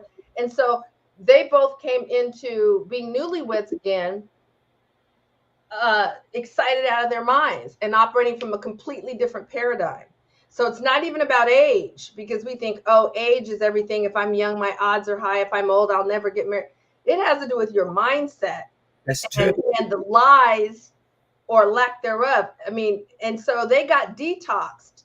And it was so interesting because the woman, the 74-year-old, her friends were also stunned and shocked that she was engaged. And it was 4 years later after her husband's death, but they were like, what? And she said, I did work with Debrina, and she first had to help me get my radiant light, my feminine radiance light turned back on. And then I signed up for her Love Academy, and I got detox of all these love lies.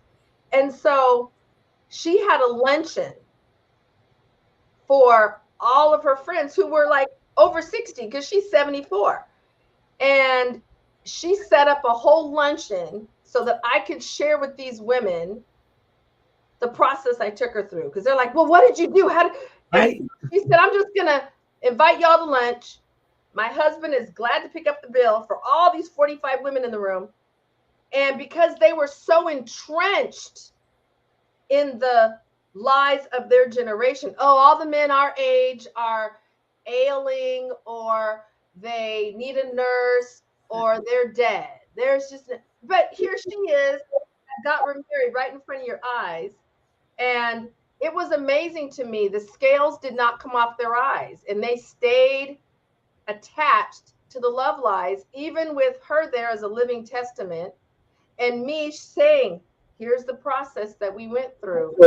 Prepare her for Jesus at age 74 as a and so beautiful. So, we can argue against things because the undertow of the culture is so thick and heavy on us. And it's never too late. Just detoxing from that one love lie, for both those women, opened up those possibilities with it. So I don't know if I answered your question about polygamy, but once I talk about polygamous and interview everybody involved, I'll come back and let you know. But I have not had an opportunity to do that, because I'm going to interview everybody to find out how it's working for them. I think it was beautiful. Most men, let me tell you, most men, one fully expressed sister is about maxing out their bandwidth. Okay, so now to think about multiple,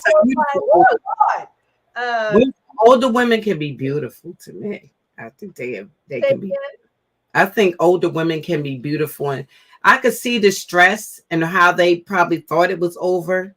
I really can, but they can. Said that though. Yeah, you don't believe that it's never over. Never over. But I reinvent yourself. Yeah, it's never. Personal reality is that it's over for you. It's over. It doesn't matter what anyone else sees or believes until you shift. It's right. Then it's over. You know what I'm saying? So I just have this shift to a new reality, regardless of what everybody else saw and said, and pat them on the shoulder. And once they shifted, which is really what transformation creates, a permanent shift, then the possibilities opened up. Right. And they were being differently in their lives. And so, any rate, but ladies, thank you so much. Senna is here. Senna is here. You don't see her?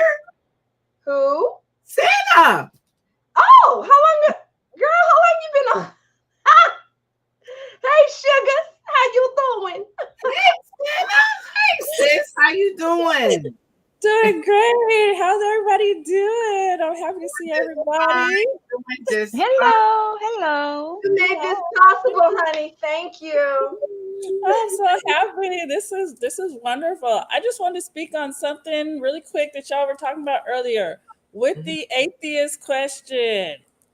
And I have to say that I have, done a lot of studies on different religions and different ways of life and all of that stuff. Yeah. And when it comes to the atheists, that was like a movement to disconnect people from their what is called the God part of the brain. We all have this part of our brain that is faith based. And that's where, when you tap into that part of your brain, you are able to do miraculous things, And so when atheism came about, it created a disconnect from that part. And so people lost faith. They lost the ability to do those miraculous things. And so that would make it difficult to have a conversation with an atheist because, like you said, you're almost like speaking Hungarian and Mandarin. They don't understand. And so, yeah, I understand exactly why you say that, it's difficult to coach someone who is an atheist if you are a spiritual person because you're like speaking two different languages. Well, Senna, what do you think an atheist is? An atheist is just somebody that just doesn't agree with how, okay, say that I believed in God. Okay. And the only way I would believe in him because that's what they state, would be the way that I was taught in church. So I believe the whole narrative about God. No, wait a minute. Let me just finish for a second. Yeah. I would believe the whole narrative of God, got married, pregnant, and all this. No, I would have to believe in all that. But see, an atheist is just somebody who doesn't grasp to the same narrative. That doesn't mean that they don't believe in something higher than self. They don't believe in energy of life. It doesn't mean that they don't believe that nature is the energy that gives everything its power or what have you. Or it doesn't mean that they don't believe in spirituality.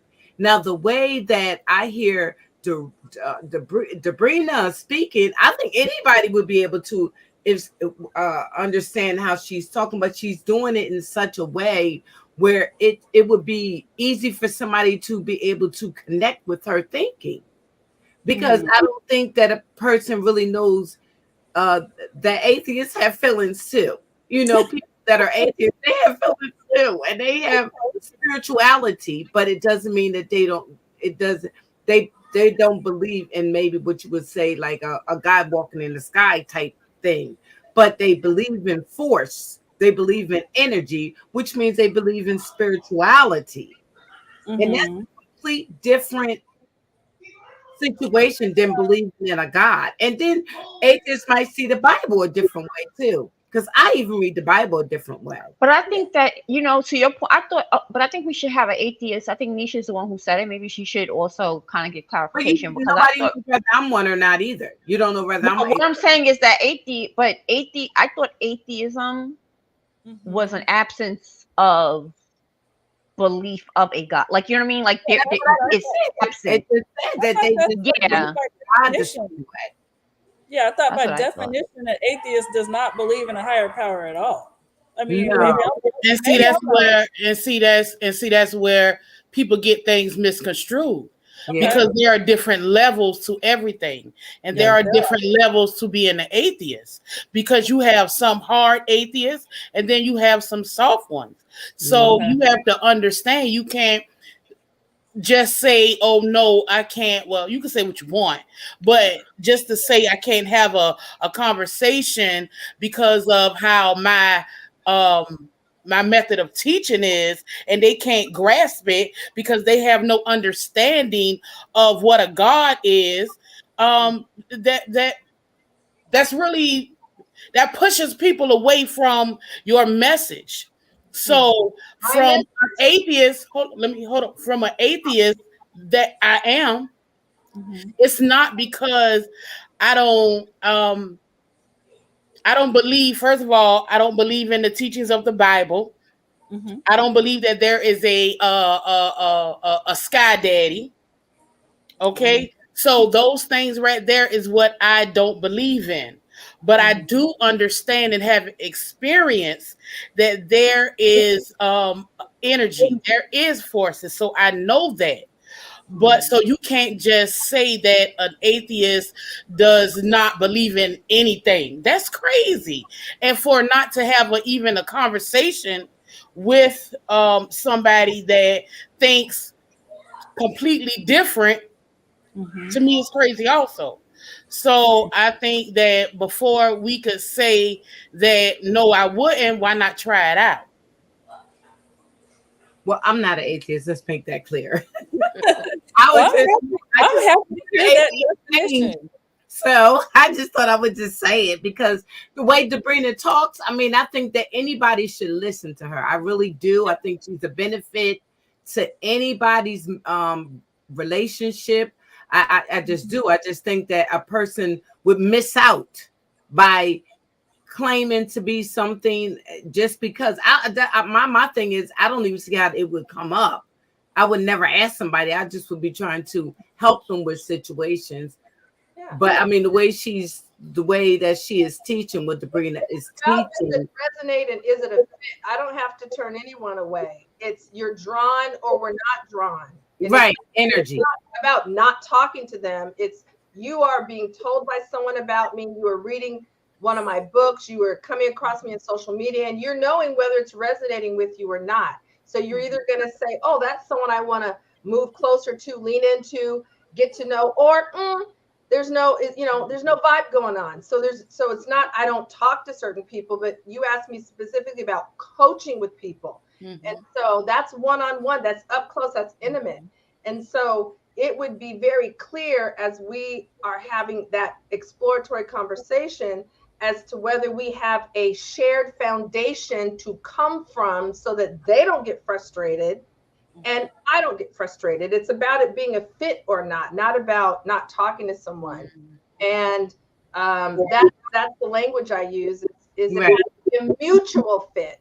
And so that's the point I was making. Mhm. Yeah. Yeah, and I agree with what Cinnamon, not like basically saying like atheism or anything, but there's a point of this conversation that's belief. Even if we're talking about the covenant marriage, there's a point that you got to believe in those things for this to work. And if you don't believe in it, it's like voodoo. Like you can't voodoo me and I don't believe any of that is real. You would Right. just I have to believe it for it to affect me, for it to affect my mind or anything. So there is a level of belief that has to go on.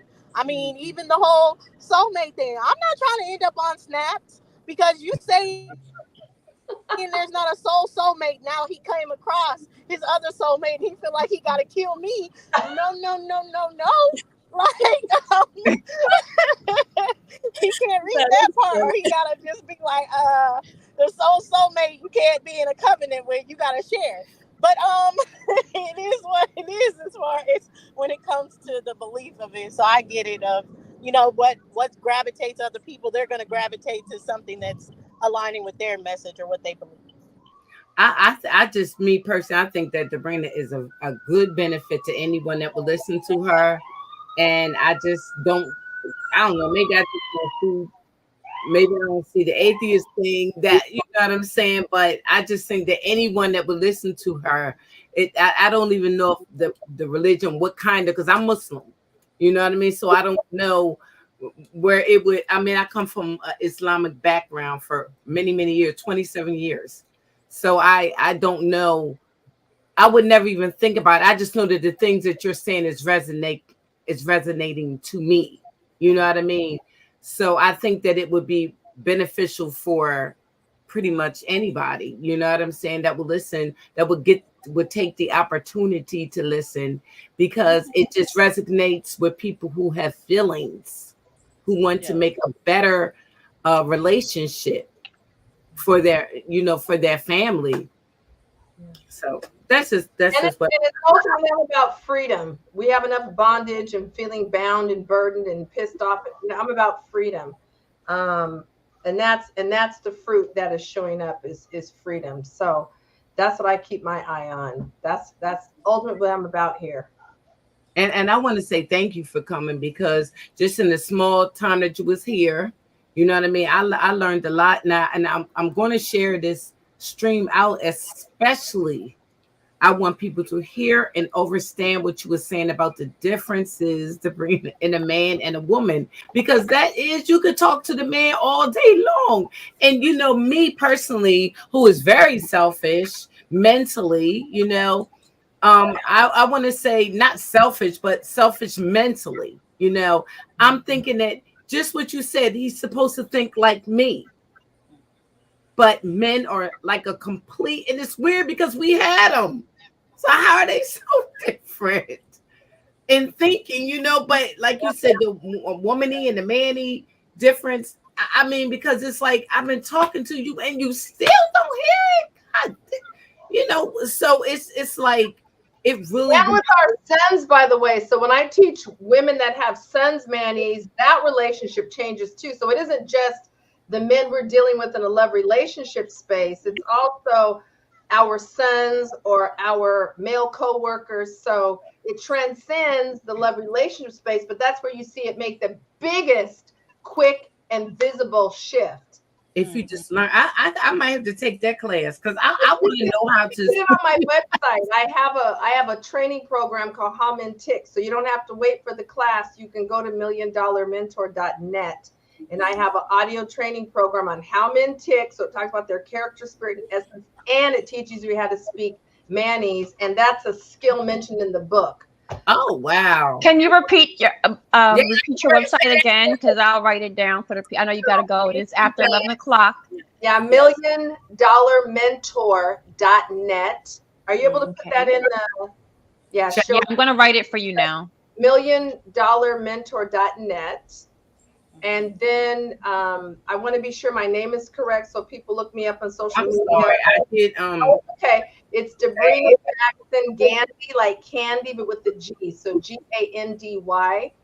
And I also have a channel called the Love Lab with Debrina on YouTube. So folks want to, go deeper into what is this thing about feminine energy? What is this thing about being in your girl versus being your woman? What is this thing about how men tick? I go into more detail on you that. Said love language. Say it again. Your YouTube. The Love Lab with Debrina. The Love Lab with Debrina on YouTube. So there's all one word. Yeah. For the most part. Okay. Yeah.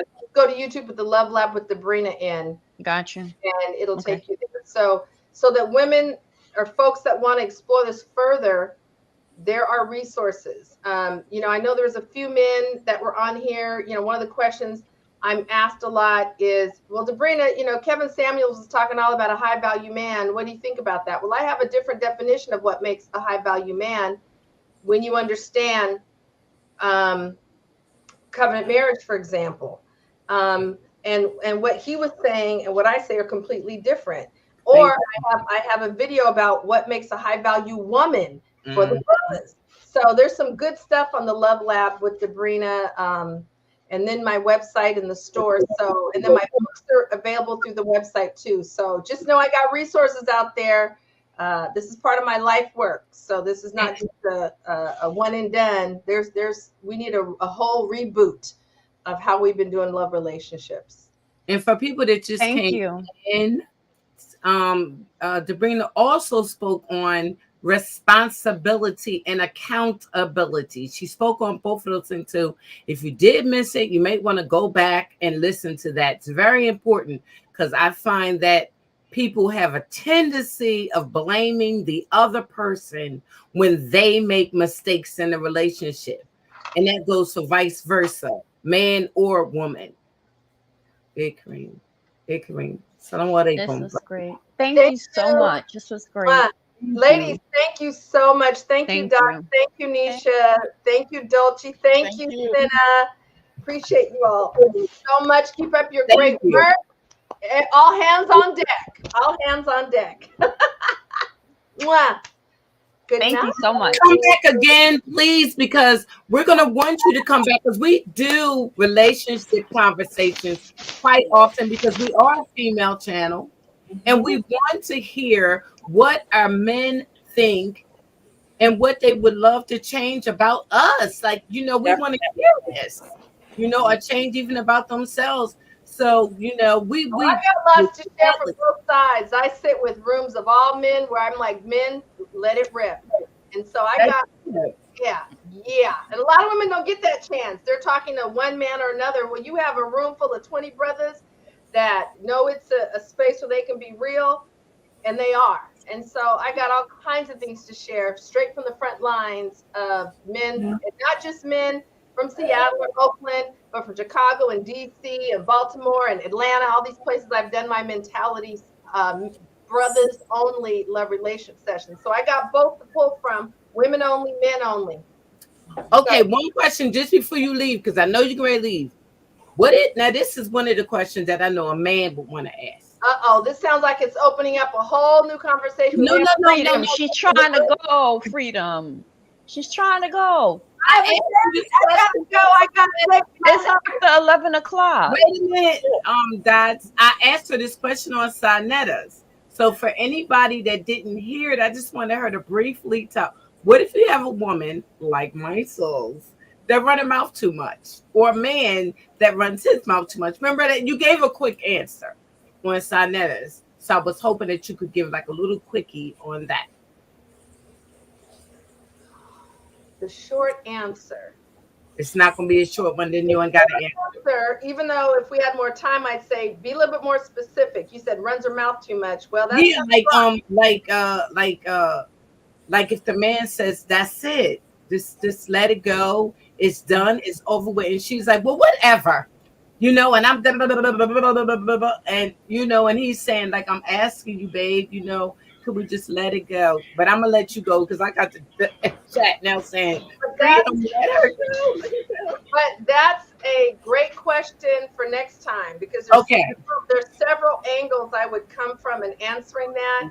But the short answer is that unfortunately we have started to weaponize our tongues too much instead of using them as blessings and atmosphere changers and energy shifters. So I'll just say that, and we'll make a date for you come back again, and then we'll write down some things that you just yeah.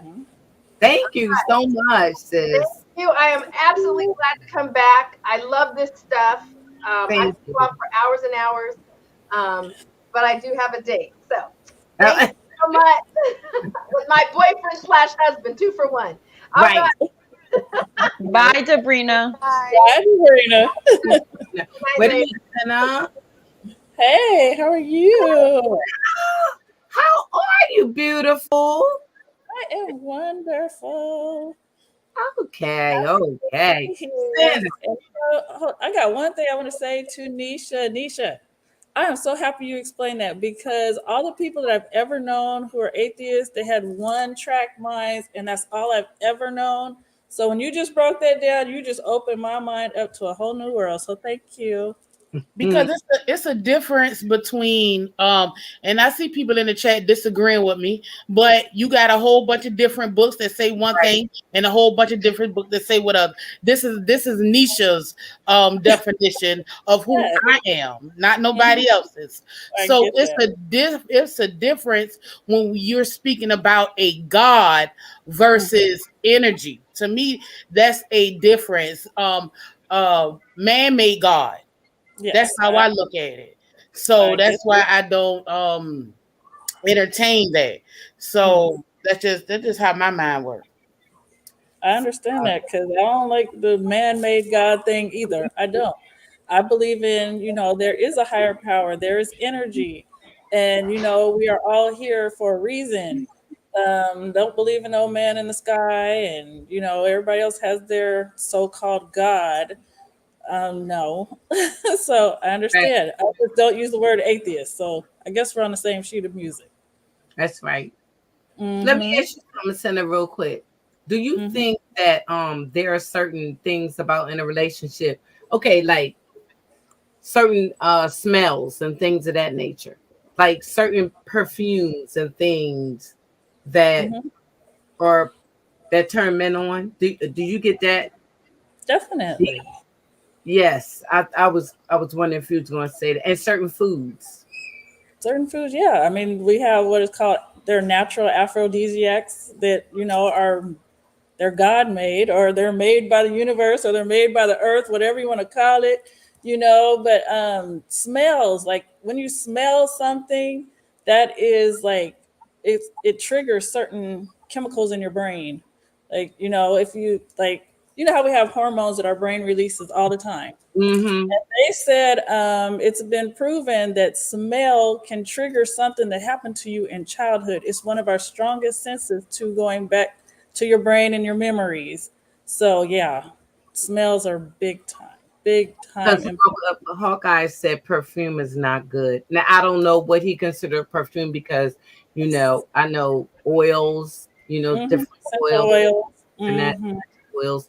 If you don't Yes. like perfume, Hawkeye, I'm talking Right. about like different smells that would turn a Oh, man on. Is there, definitely. you know, um, I was just wondering what you thought about that and the mind, because I really wanted to get into the mind. You know what I'm saying? On Yes. how to talk to your partner and things. Yes. Somebody has their TV on in the background. I don't. Okay. Everybody. Yeah. Mhm. Like how you talk with your mate. Yes. You know what I'm saying? And how to keep the peace. I know, and that's a lot of things that we've lost. We've lost what it means to be feminine and what our power is. And so, yes, I think when we started going out into the work field and we started doing things, we kind of got kind of masculine. And it's been like passed down. And I think I mean, things put in the water. We have lost our touch with femininity. Women are not women no more. We are not ladies. We're kind of roughnecks. Right. And so it's important to get back. What are you saying? Society has kind of pushed us into that, and unknowingly it's happening. Like if Hmm. you don't catch yourself, Oh, yes. it will happen right before your eyes, and you won't even see it happening. Exactly. It's happening every day. And then we're being programmed with the stuff we watch on TV. And so it's like it becomes second nature. Like we just do things without thinking. We speak without, because, like, we know men are masculine. They're strong. They are protectors. And when we don't treat a man like he's our protector, we treat him like, I don't know, like our sons or something. And it's like, would you talk to a lion like that? No, you wouldn't. But this man can be like a lion, but he's like, always having to hold back from us being aggressive because he knows we're a woman, but we're not knowing that he's a man. I have this problem myself. I have. I'm Right. like, I'm trying to break the program now. Yes, it is Bad. kind of hard. But It's men bad. also have become feminine.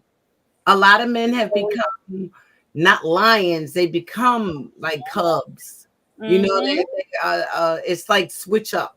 So we Yes. have to like mentally program ourselves to know that this is purposely happening to us, so we can Exactly. try to get our femininity back and allow him to be the lion that roars in Yes. that he's supposed to be the protector. It's Mhm. everything is so discombobulated, you It know. is. It So is. kind of So I and think we, like, as women, we gotta, like, I don't know, sit and meditate and like remind ourselves daily, be in your feminine. Be in your feminine, like, over and over again. Like, I don't know why, but when this solar eclipse came, I was meditating and this saying came to me: with majesty and grace. So I keep telling myself every day I wake up, I'm going to do everything, the way I walk, talk, the way I cook. I want to do it with majesty and grace. And that is awakening a part of my mind that has been like laying dormant for a long time. And I'm like, ooh, so it's making me watch my words. When I'm talking to my children, when I'm talking to my husband, I'm like, let me say this stuff the right way, because even like what Debrina was talking about with the man ease, it's like learning how to communicate without triggering, because we can trigger each other. We got to stop the triggering because we're not going anywhere if we keep triggering each other. We're supposed to be building a dynasty and building things, but if we're always bickering back and forth, where are we going to go? That's true. And the So yeah. respect, and like I really was trying to, because I don't know if people purposely don't see their actions, even when people tell them that they're doing stuff, Yes. they don't see it. No matter what you say, you be like, you Oh, did that. believe me, I've been wanting to start recording myself because I feel like if I can work on myself, others will see I it and used then to it do start that. shifting. I want to start recording myself because I want to be able to hear my own words. Like, did I just say that like that? Ooh, you know better. you Yeah. know? You know what I used to tell my kids in their relationship, to do not use profanity. I'm a Mhm. very big stickler on that. Any relationship that I'm in, I do not want Mhm. no man using profanity to me, and I Mhm. don't want to use profanity to them. It Yes. just it's just something that I don't know if it's because I am a strong sign, you know what I Mhm. mean? I'm a Taurus. So Yes. profanity and things of that nature is a trigger for me. Yes. Me You too. know, so it's a trigger for me. So um, Mhm. I don't like women cursing at men in relationships, and that it just because I don't want them to cuss back at me. So Mm-mm. I keep that out of my relationship, because Yeah. to me you can't be a king if you're talking to me like that, and I cannot be ladylike or a queen or any type of anything like that if we are using profanity Mhm. and I know. or cursing and saying I'm not directly cursing at you. No, just don't even cuss around me, because I ain't no dude, and I'm not, even when they're on the telephone, blah, blah, blah, I just don't like it. Yeah. Going It is. in It is I difficult, but I think know that's a like when people. generational Oh, go thing. ahead. There's a I don't time and a place. There's a how. Some people like it. It's a generational thing for sure. It I is. Yeah. respect thing. It is It a generational thing. it When is, but I think when she it said that, it she does. means like age.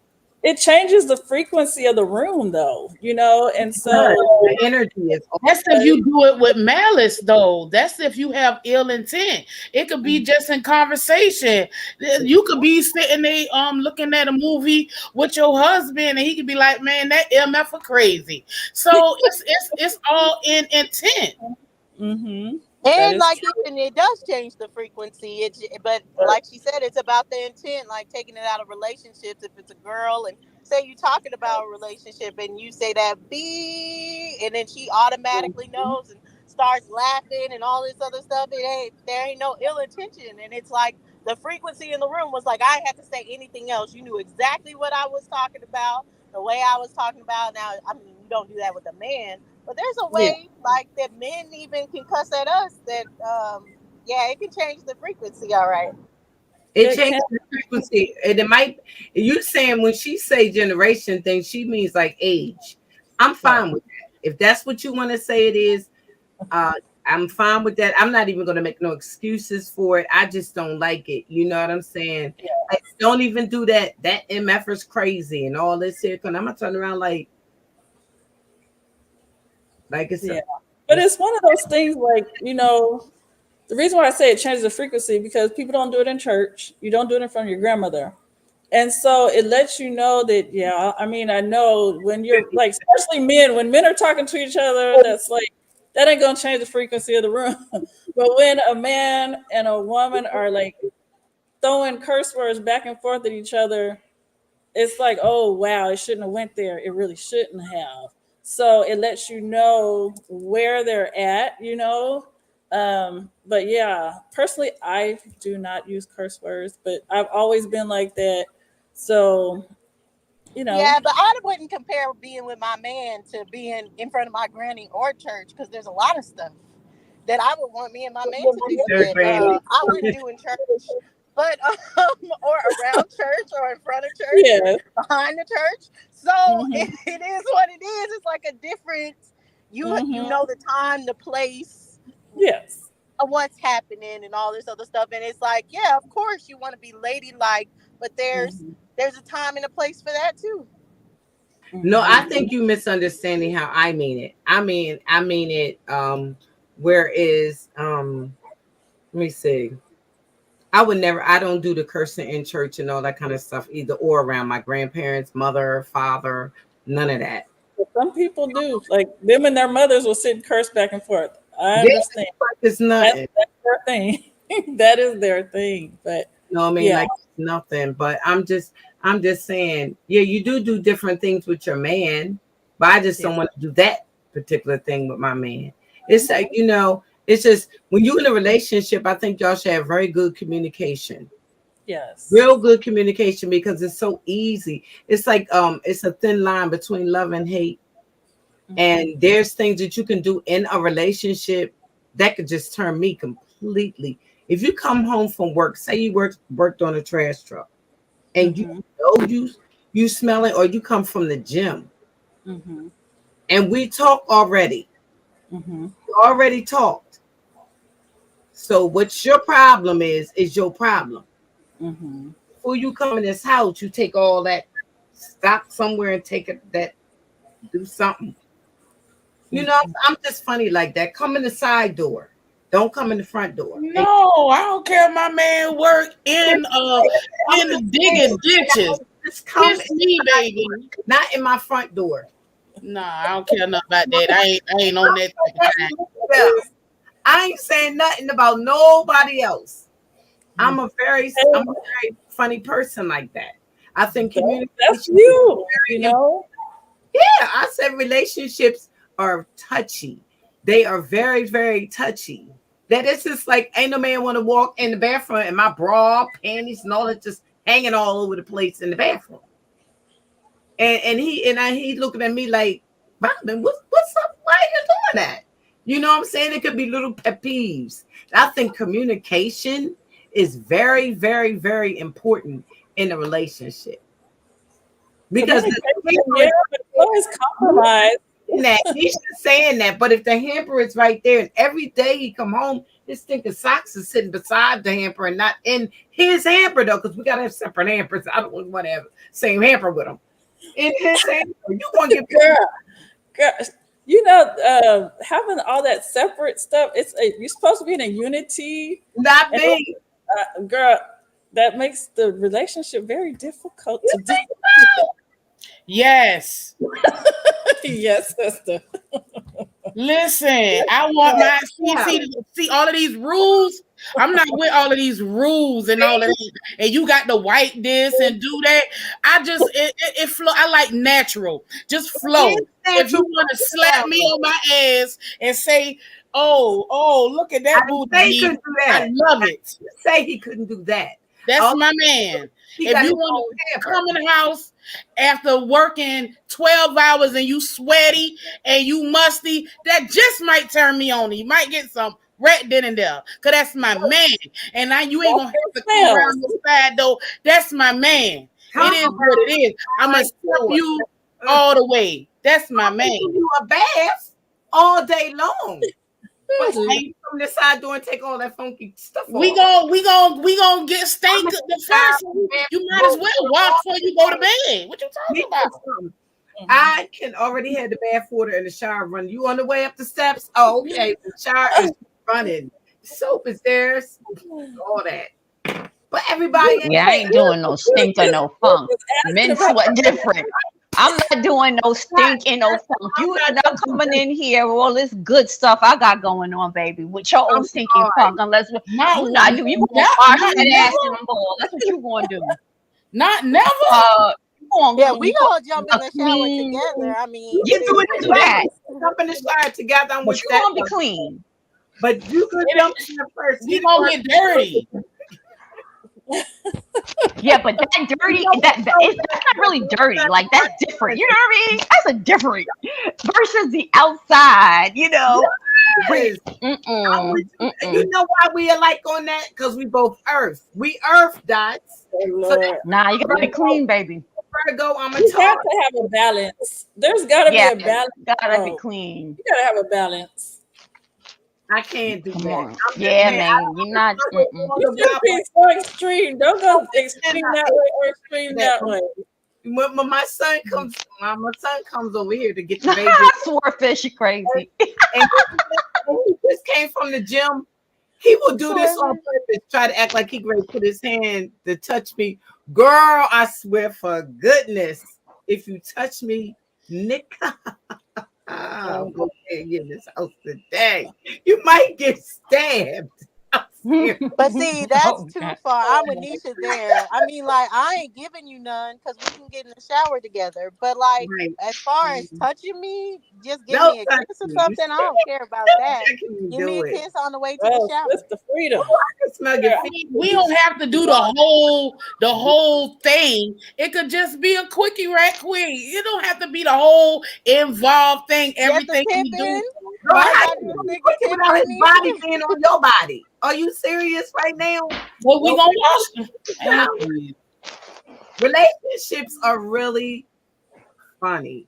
They are, and that's why you have to do the compromise. Like, you can't be so strict. Like, having a whole separate hamper. That's kind of. You got your hamper.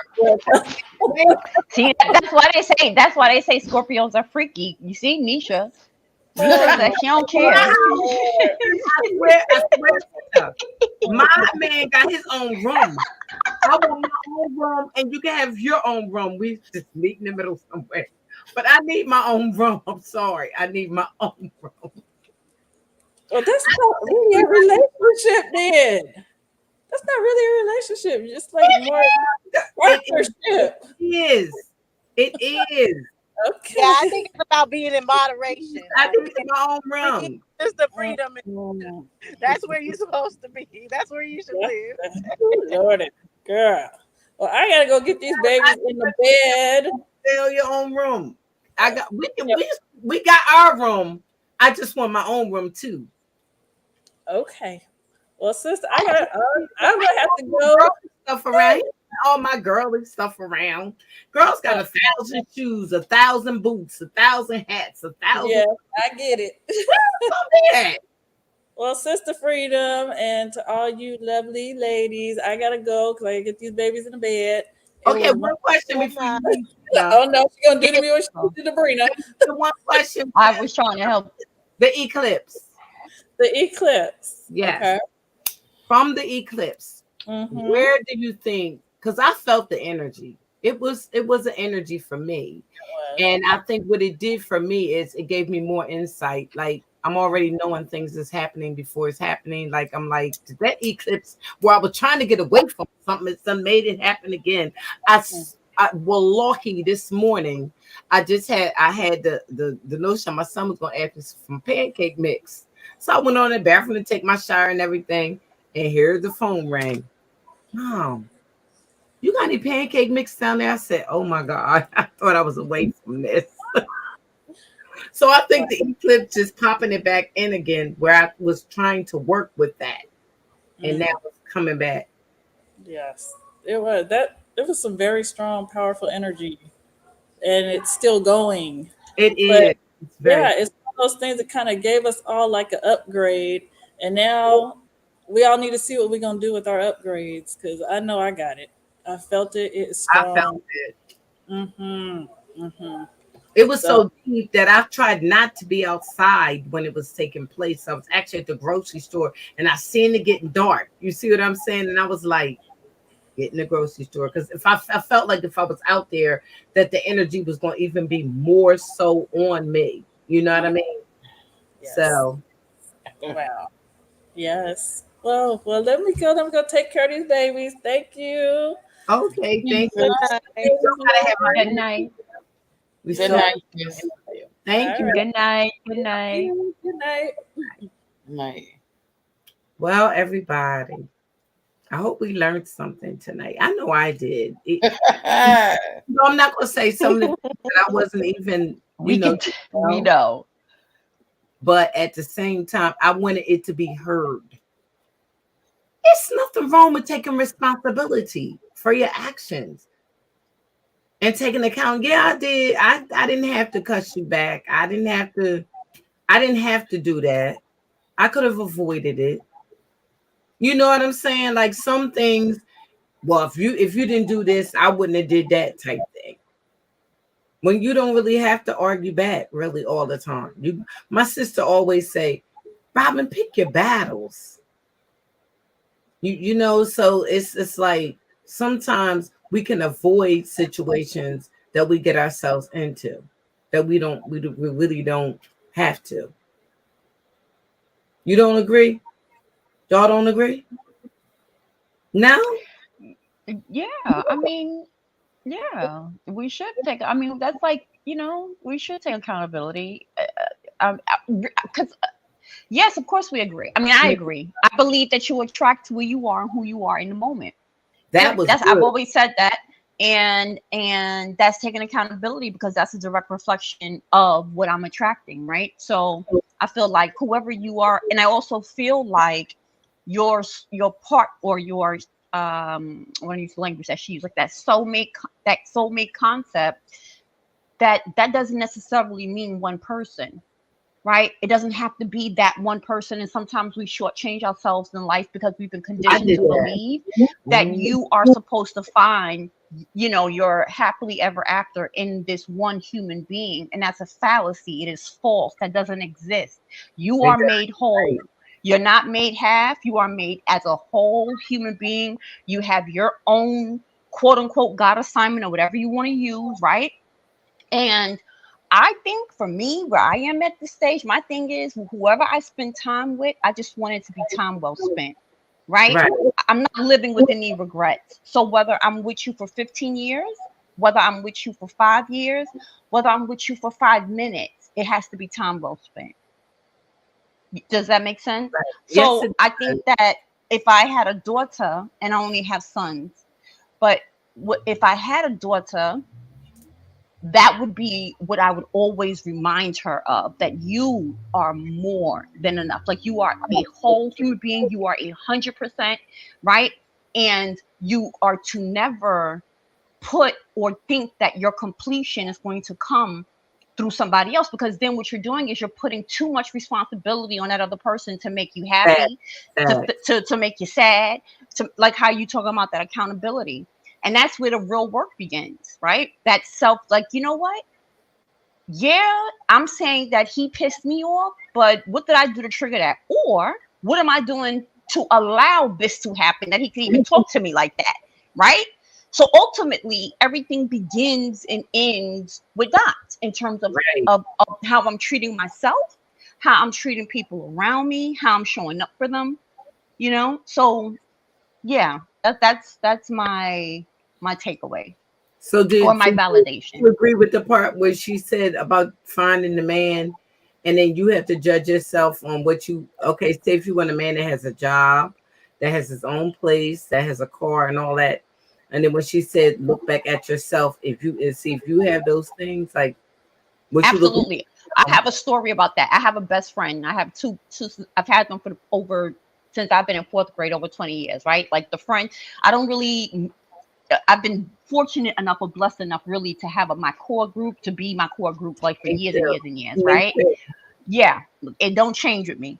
So, but one of my best friends, she's very much like that. She had a list, okay, a whole freaking list for like 8 years. And I remember I used to be like, Rebecca, this sounds like you trying to meet Jesus or some shit. Like here you got this list of what you want and what you are, but baby, you don't even have that. And of course, we would get into it, but that's just how I am, right? Like I'm a very honest, transparent person. I give it and I can take it, right? But I used to always Mhm. say that to her because you're judging, like you literally wrote down 20 things that you expect a man to have, but you don't even have those 20 Oh, things. excuse me for So how you. are you going to attract that to you? Wow. Mhm. That's crazy. So she didn't have what she expected other people to have. No, and the list was very similar to what Debrina talked about, where it was more physical. Well, I want, in terms of his career, da da da da, right? The physicality of it all, right? Let me drop the link in case somebody It's wants. deep. So when I think of accountability, that's what I think of. Not even so much of the other person, but what am I doing? What am I attracting?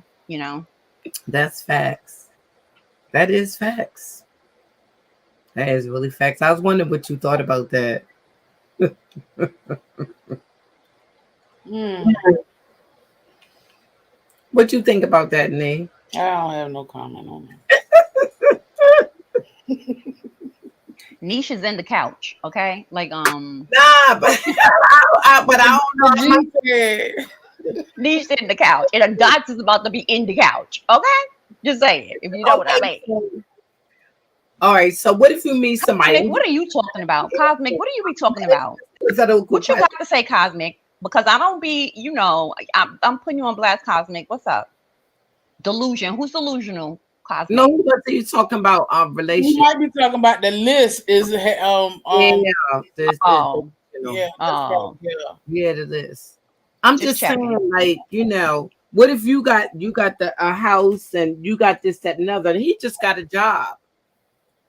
So when Okay, we can't live in two houses. We gonna sell one. So okay, so let's be realistic about this because too. I need him to pay my bills, but I'm just But I think because that's where I kind of disagree, because that's where it gets into the list or whatever.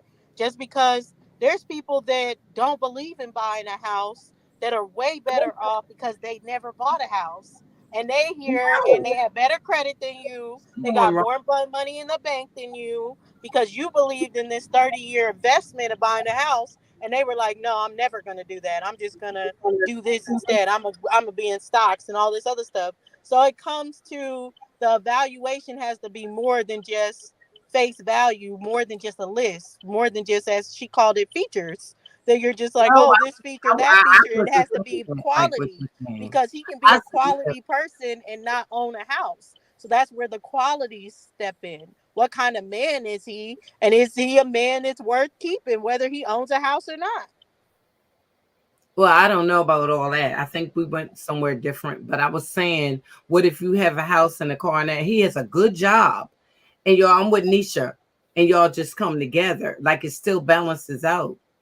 I'm like, what I'm saying? He don't gotta have all a house, or he don't have to have all that. That's what somewhat similar to what Kevin Samuels was talking about in a sense. Okay, but guess what? If it's the right man and y'all gonna build that up together, if Yeah, it's the right Exactly. person, I'd rather build so together. I'm not with all of that. Oh, you got the come on, man. That's just that You know, is so I'm a build together. fairy tale-ish. It's not even for real. And Hey, that look, happens too, vice versa, with a lot of women and everything. Sometimes the woman that she is in the beginning is not going to be the woman that she is 10 years from now, and you help build that woman, but it's worth it. It's going to be worth it at the end. Maybe she don't cook the way you want her to cook, but 5 years in, now that she knows how you eat, what you want to eat, all this other stuff, now she's the best cook to you. So you don't always just start off being everything someone needs. Now To that's be true. someone, you gotta be like, okay, we're gonna learn each other and we're gonna build together. what Right. about Kevin? What about Kevin Samuels? What about His wife left him, right? Of course she did. Yeah. So think about it. So like for us men, Who? and Who are then you y'all talking wanted about? to hear it. Like you know what I'm saying? Like that happens sometimes. And then Oh, look, Kevin and then Samuels down broke too. He and, was. and He died broke as well.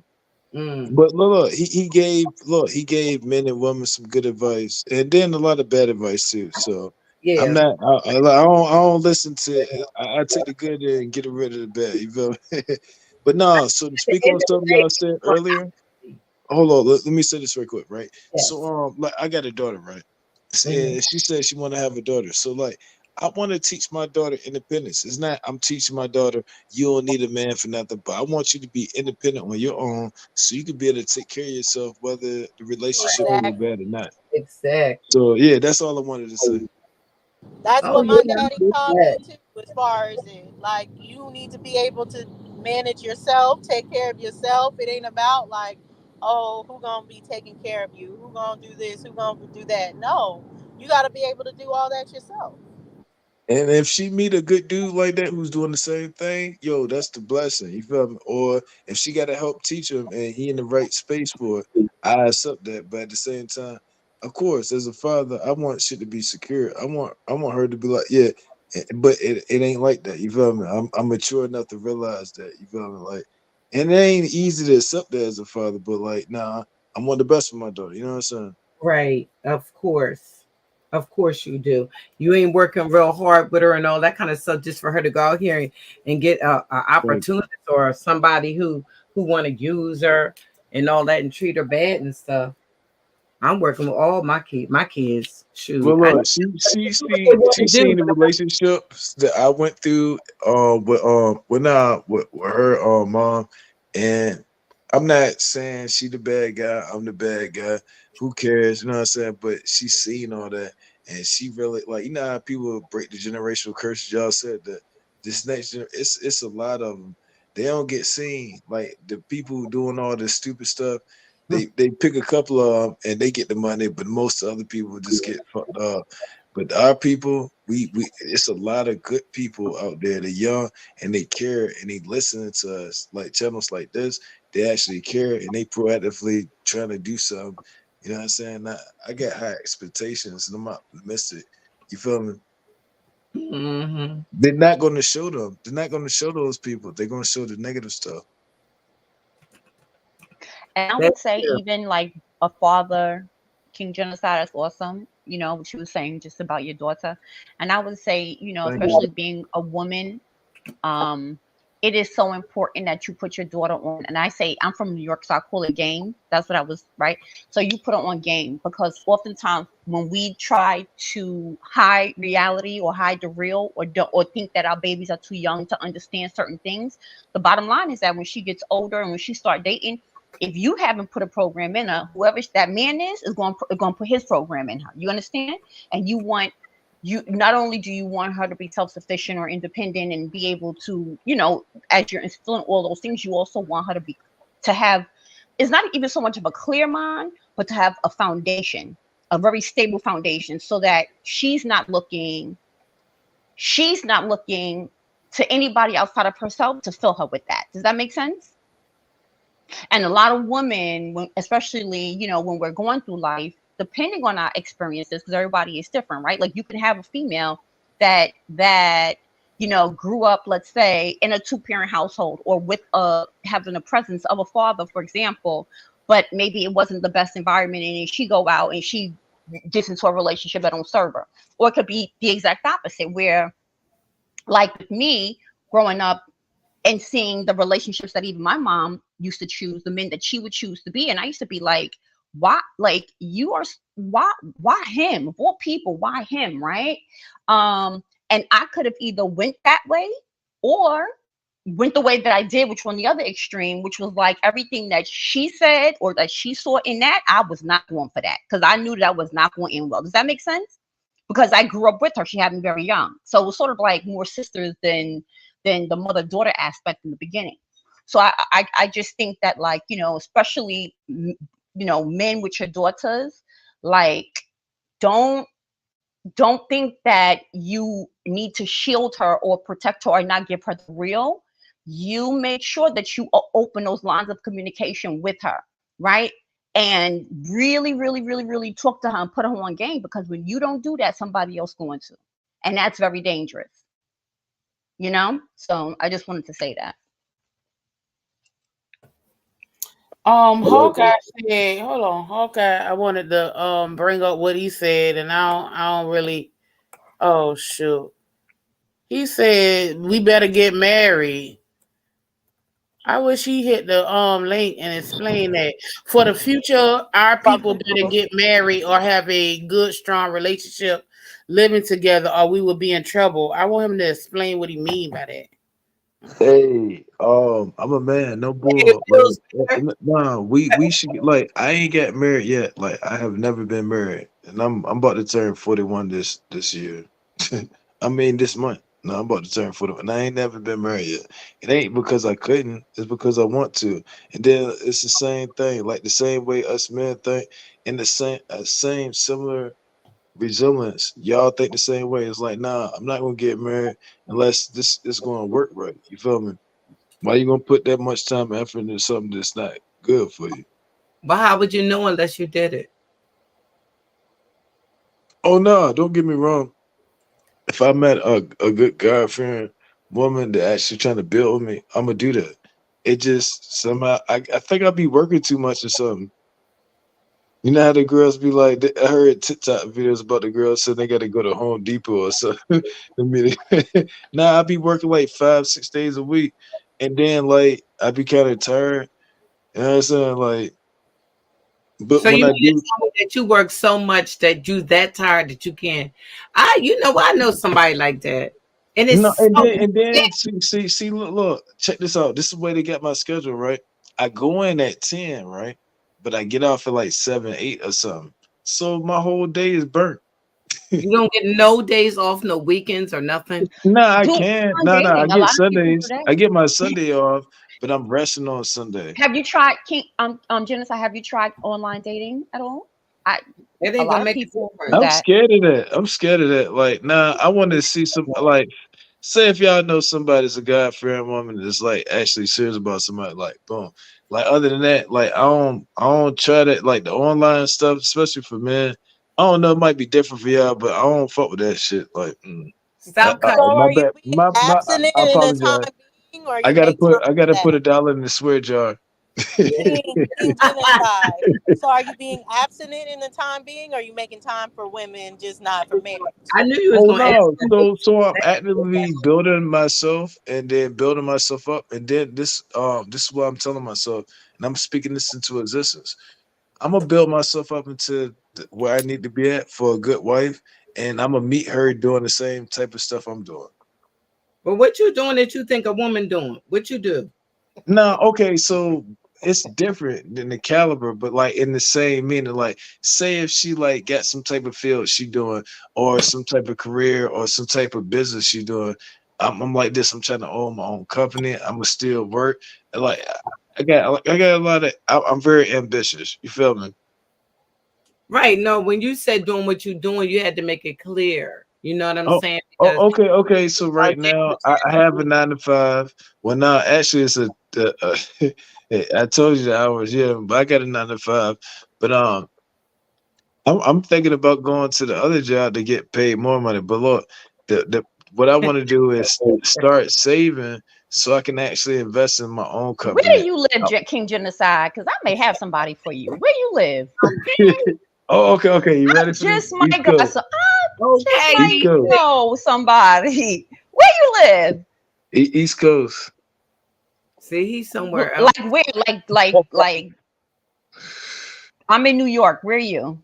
Been so I Well, put I it in can't the help back you. You chat. stuck. Just get in the state, boy. I Brother, put it in the ain't back. I nobody put it in the getting back chat. Look, See, that's the look. problem. I'm I'm trying a to get real you a man. Look, date. I'm a real man. Look, check this out. I, I'm I, trying to get you a date. Stop. What are you I studying got for? you. I Where do got you you. I live? ain't gonna look. See, this It's is a so weird. I public can't stand platform. scared This a man. public. You give me. Look, I'm not saying it right. This is a public platform, so I do that in a private chat. Like I say that shit in a Okay. private chat. Oh my. Ain't Oh, nobody think. You know He what? Oh said my God. he fixed the time. He lying, talking about he ain't got time. He ain't got Cause I time to add nobody else to his roster. He has a nice Everybody little on I got ain't career even that space. he's got going one. right Look, now. no. He's enjoying Everybody himself. quit. Everybody quit. He's He fine being don't get him, single. don't see. Let's not look, even look. play. He done talked Nah, his whole rap. He done gave his whole rap. 41, got a daughter. I work a lot. I'm like, He bro, just oh where trying to you let shit, you know live? what damn, he that shit will doing. pull y'all in, huh? He already trying to let I you ain't know making that shit he's up though. serious. This is I'm just trying to help you out, bro. I'm trying to say. That's what I'm trying to ask you. It's okay. Put it in a private chat because I really might have somebody for you if you close. Look, I'm trying to told you what he's saying. He's saying I don't got time for you. It's this, and that's it. I ain't look, see, Oh, you it ain't can't for speak for me. me. Well, you can't speak. Not you, God. I'm talking about Oh, in general. I'm saying in general. She said not for me. I'm talking about in general. That's what he doing. Yeah, his roster take up time. Yeah, That's a that's what lot of I'm time to saying. Like divide. he already trying to tell you, like, no, like, okay. no, like he ain't coming home to nobody every night. He going to sleep. Look, hey, Like, check the private jank. go ahead, Hawk. Okay. I answer that question. Let me Hey, check. He I'm gonna coming check it home to now. I'm gonna someone. check it They just now. gotta leave. They just gotta leave once it's done. Peace, just like what he just Hawk. did. Where you got out King Genocide. He just did it. Wait, he put where he live in the Say back goodbye, chat. Yeah, he did. oh, goodbye. That's He not really too left. far. That's not too far. Sleep and he left and go home. Your to go to man did. Your man was out. Hi, brother Lie. Hi, Hawkeye. Hey, Salaam peace, alaikum, lady. brother. How y'all How was doing? your day? How was Salam, the brother love. Eid? I know the Eid was nice. Yes, it was. I mean, for me, it was good as well as bad. Oh, So yeah, oh, today's actually my dad's birthday. oh. Yeah, and I lost my dad. So my Oh, dad is no longer here. So Oh, my condolences. Yeah, definitely. Rest in paradise Yeah. to him. Condolences. Yeah, condolences. Yeah, thank but you. yeah, definite, brother. Always. King Genocide's right a little bit. Men, especially nowadays, we definitely got to be on point and take care of ourselves. It's not just financially; it's mental. But I want to answer that question that sister was saying. Who was that? That's Nisha, right? Yeah, Nisha, I'm sorry. yeah. How you you know doing? I'm good. How you, brother?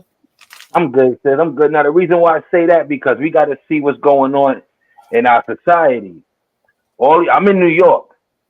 Okay, now the Americanized different cultures, they the ones caught up with a lot of the folliness, right? But a lot of these groups and cultures, they know you're not gonna get too far in this society. We didn't see nothing yet. Inflation. I deal with the markets. I have a business. You know what I'm saying? So if we don't get together Mhm, and live with each other and get marriages, mhm, that's gonna help out with the single mother situation. mhm, That's gonna help out with finances, and you mhm. can create now because you have that. When you understand and you can do things with your money, it's either it's an investing or a business. You can do more. Two brains, two minds is better than one. That's what I was But it's saying. about having that right person, that person you can trust, Yep. I right? In mean, my it's case, more honesty. Because let me tell you something. All these migrants, what do you think they're gonna be doing Yeah, in a minute? If they don't get kicked out, they bringing their families over. yeah. Hold on. They even said, come across the border while you pregnant, and then could have went. Exactly. And I ain't getting look. Disclaimer: we don't have nothing against them, but the No. policy that's set in place that don't fairly treat us, that's what we got to gripe about. Not the people, it's the Yeah. policies. It's the policies, and then we also gotta look at cultures. Those who like look at the Muslim community, look at the Latin community, look at some of these. We got to start looking at other communities. Yeah, everybody's not doing this whole big kumbaya. They, because it's a different time that we in. But we got to be realistic, man. If you trying to live a certain way, why you think they always say, "Oh, we in the bottom" when it comes to salary? It's not we in the bottom. We living on our own, right? Like me, for instance, I'm 47 next week. I live by myself and I'm single. So that means I got to do everything on my own. There's no partnership. And I Mm. have a condo. You see what I'm saying? I'm getting ready to sell my joint just to stack up because I'm getting ready to invest once Biden's out of here. Because once he's out of here, the markets is getting ready to go crazy. yep, I agree. You know what I'm saying? So it's just more of a like little things we can do. All it would take is 5 years and 10 years, and we'll see a difference with our kids, Right. our youth. You know what I'm saying? You know what I mean? And then we can do something more than just like, oh yeah, just stop following the stereotypes they be putting us in. Right? Just like right now, you got everybody using the N word. Picture if we stop saying the N word. Mm-hmm. Let the Asian kids say it. Stop Yeah, I'm sorry. Go on, sis. separating. As long as you know you melanated, then you won. I'm serious. Yeah, of course. Yeah, we definitely. That's another thing too. But we definitely have to look at because this is all a game plan that they're using. Right? Right. Everything is planned. It's not. They're not winging this. This is hundreds of years of them having this game plan set in it. So when other people come, for their generations come, they know what to do already. And then we gotta look at it. You got people planning for 2 and 3 generations. A lot of us is planning for the weekend Mm. or Wow. for Mardi Gras. That's facts, bro. Yeah. That's 100% a fact. For Christmas. Or Christmas. I just I just heard a lady talking about she did something, she ain't paying for cable and this. I'm like, yo, I don't want to hear about that, man. What she If y'all, said? I think they was talking about that whole, the sovereignty thing, and I don't knock none of that, right? But you could do the same thing if you open up a corporation. Just put everything in your corporation name, build the credit for the corporation, boom, boom, boom. Then you could set up DBAs under that same corporation that have two EIN numbers and build a credit for that. You ain't even Right. using your personal no more. Exactly. Use your EIN number, not your social. You're absolutely right. That's the best way to do it. Absolutely. Yeah. So it's a Absolutely. lot of things. Yeah, so that's when you do that, now you got the tax breaks, right? Yep. Yep. So our people gotta like we be jumping out the window doing it's right in front of us. Now you got tax breaks, you could pay your kid's salary, that's their allowance. All that money's coming back to you. It's from gas, clothes, whatever you doing. Because you could say that's part of your business that you need to do. But I think if our people don't get with the couple shit and get married and start really settling down and get off this. And I'm talking about for young people, older people, and start having more kids again. We might have to start doing that. Older people got to start having kids too. No, Because Now you're going somewhere wrong. no. Now you can bite your tongue on that one, Hawkeye. no, I'm not saying I'm just saying, it's not for everyone, but we're going to have some. Because they're trying to wipe us out. They're not worrying about us. They worrying about the kids. They're not worrying about us. We're old already in their eyes. Metaverse is not for us. Everything they trying to do in the world is not for you and I. I do want my kids to have more kids, though. You know what I'm saying? And that's how we got to look at it. That's why you see a lot of people doing polygamy. Now, that's their own thing, But we have to understand that when you got other people with cultures, that's what they're sticking to. So we got to ask ourselves. Yeah, I'm sorry, bro. We're going. I don't want to be long. Look, but no, it's good. But think about it. Like, back like when it comes to city life and comes to farmland life. So like farmland life, or you can think of plantation, which is not safety free. Like the more kids you get on the farmland, the more stuff you can sell, the more livestock, and like the more groceries, instead of the fruits and vegetables you can sell because you own that shit. You see what I'm saying? We in the Yeah, age where we don't own that shit. We got smart devices that charge us more money for subscriptions and stuff. And the AI, we are digitally signing up for these terms and agreements to actually upload our personal information that people Right. get paid off, and then it's going to eventually replace us. yeah, you're right. And that's something. Well, it's always going to be. Well, we got to look at it. We've been digital since the early 2000s, but that's what the whole Y2K was about. See, so this is what kills me, right? If you a certain age, especially if you in your 40s, you shouldn't be surprised at nothing that's going on, because this was being talked about in the 90s. But the funny thing is, it's happening in front of your eyes. When you're in the mix, you don't really know what's going on until it's like there, right? But you got to keep in mind, nothing stands still. You know what I'm saying? Nothing stays still. You have your high days, you have your low days. But we have to know as a society what they're trying to do, right? And we have to know that, do we have communities or do we have neighborhoods? Because now that goes back to culture. I'm not here saying hip hop is our culture. That's not my culture, man. It's entertainment. And I'm not going to pretend like, oh, we got some community. Now we got neighborhoods because we don't own shit in our communities. How we really treating each other in our communities? Well, they invaded over here and took everything from us. We never got it back. I don't care what nobody said. Think about it. How they got all the different races. Like the Indian people got they got the shops, the gas stations or whatever.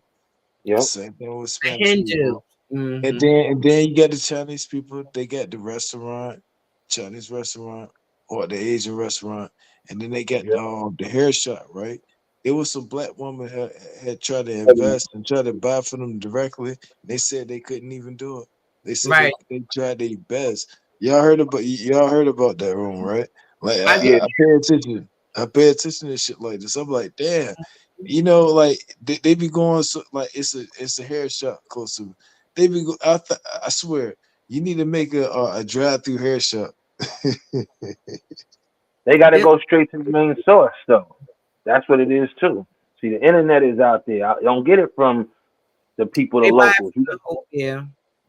You got to Buy go get it straight from China or India, right? It's a lot of things we can do, especially with the blockchain, right? But we don't talk economics and we're not talking business.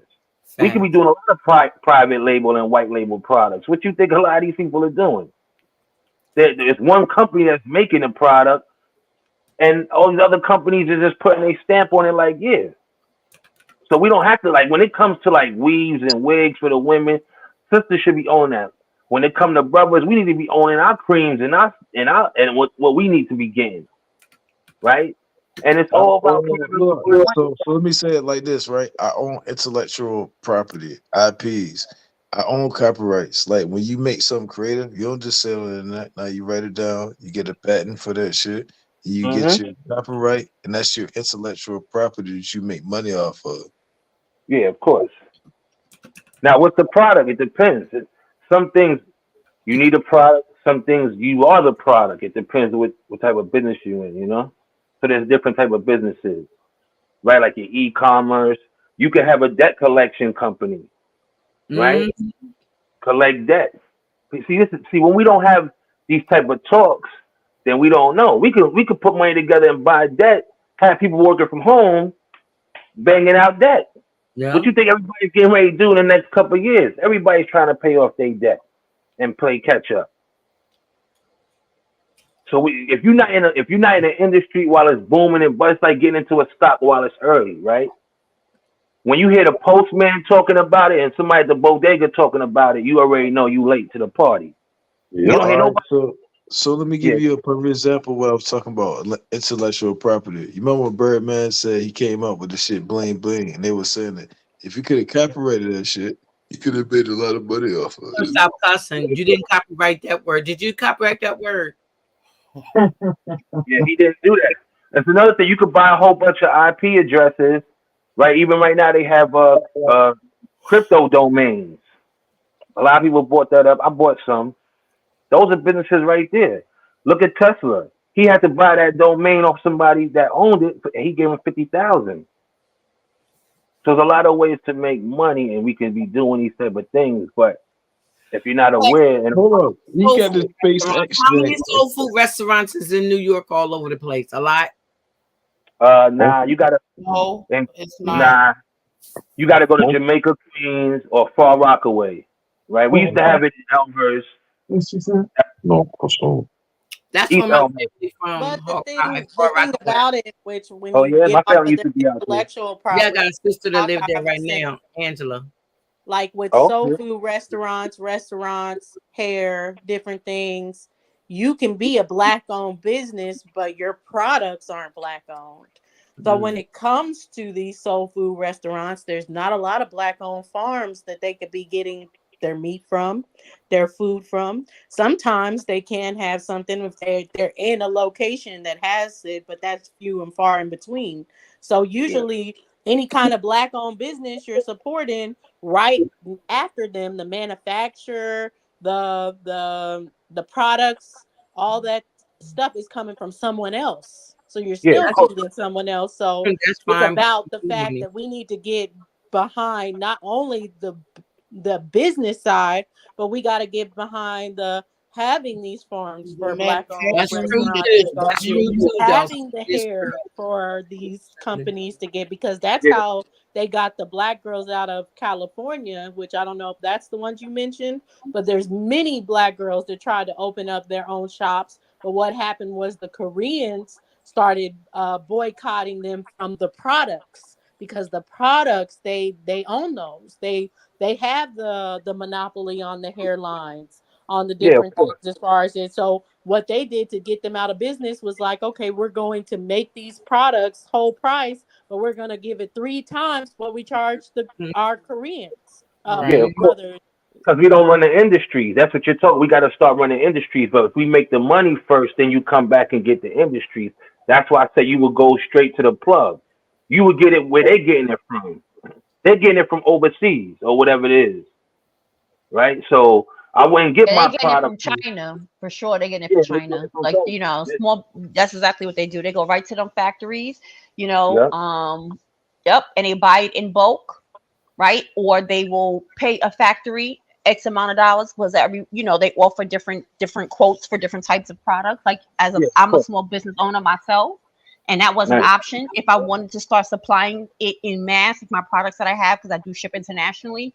You know, Yes. I would have went to Uh-huh. China, but that did something to me. You know what I'm saying? Because it just messed with me, right? So that came at a cost though to my business, right? Of Now, course. had I did that, then what would have happened is that they would have produced my stuff, they would have manufactured my stuff, they would have been shipping it, it would have had my label on it, it would have had my ingredients in it, but I'm paying them in essence to do all of that. And that's what a lot of people do when they do start opening up these businesses, right? They do. You go overseas, you go to China, you start getting those contacts. That's what you do. You know what I Yep. mean? And I think also we forget that at the end of the day, United States is a corporation, right? This is not we say it's a democracy and humans, but at the end of the day, the The bottom corporation. line is the dollar. It's a corporation, it's run on business. That's it, that's all. The Yep. And I want to feelings we got say, to get out of it, This is a business. yep. And I want to say one thing. A lot of us might not agree. You don't always got to say and promote and say it's a black business. We got to stop that shit, Absolutely. Absolutely. Yeah. right? Because people ain't supporting us anyway. So you could have. I'm gonna have it as a regular business. Nobody's gonna know who owns it. They who own it. Or Facts. it's a company. It's a corporation. They got little shit. Nobody's gonna know.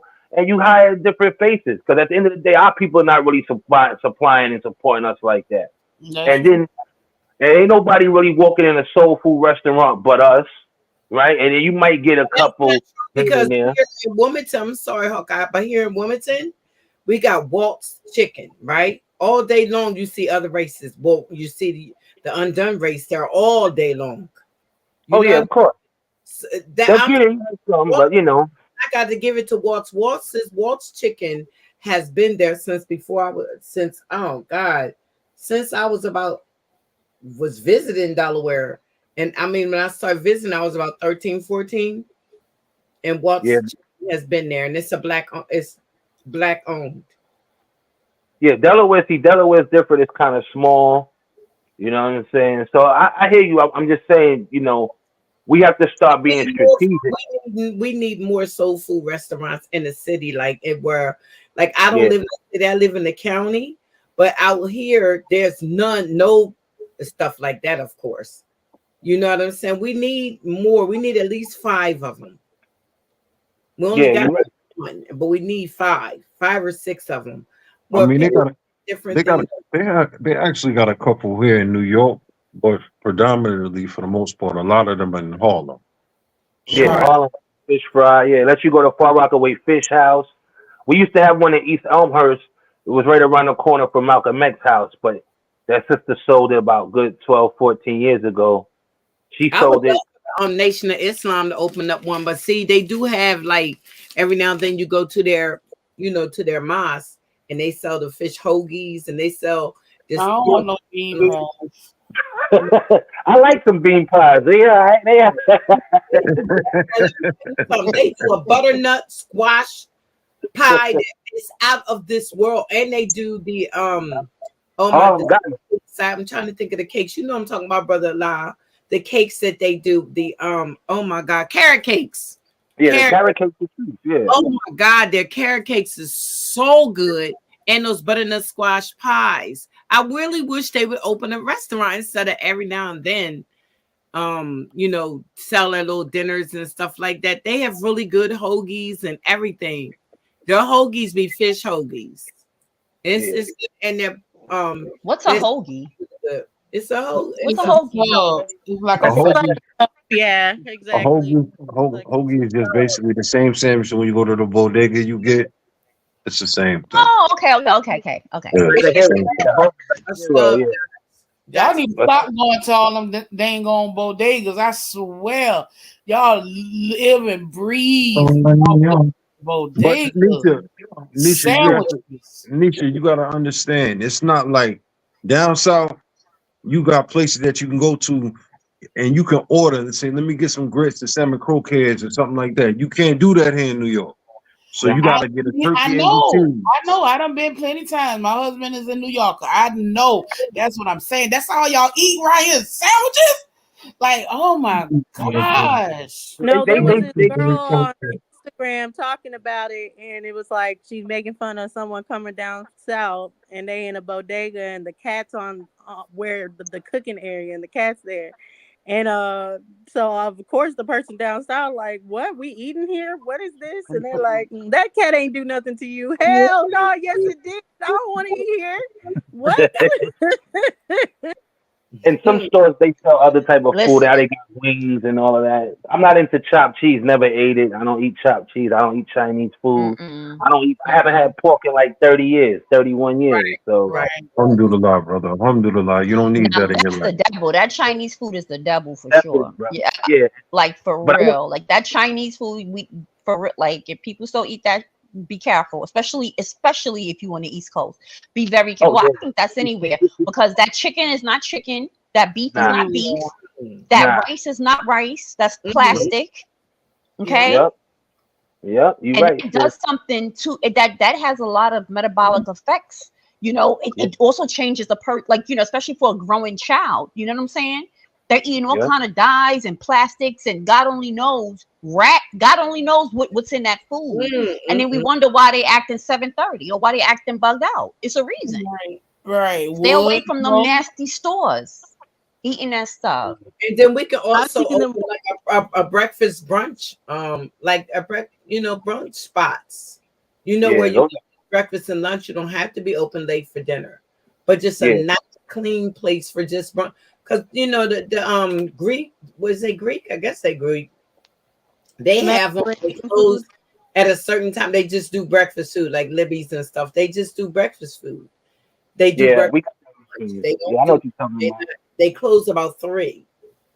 Yeah, on Sundays and all that on the weekends, they be having a brunch, certain areas. But I got an idea like a virtual world.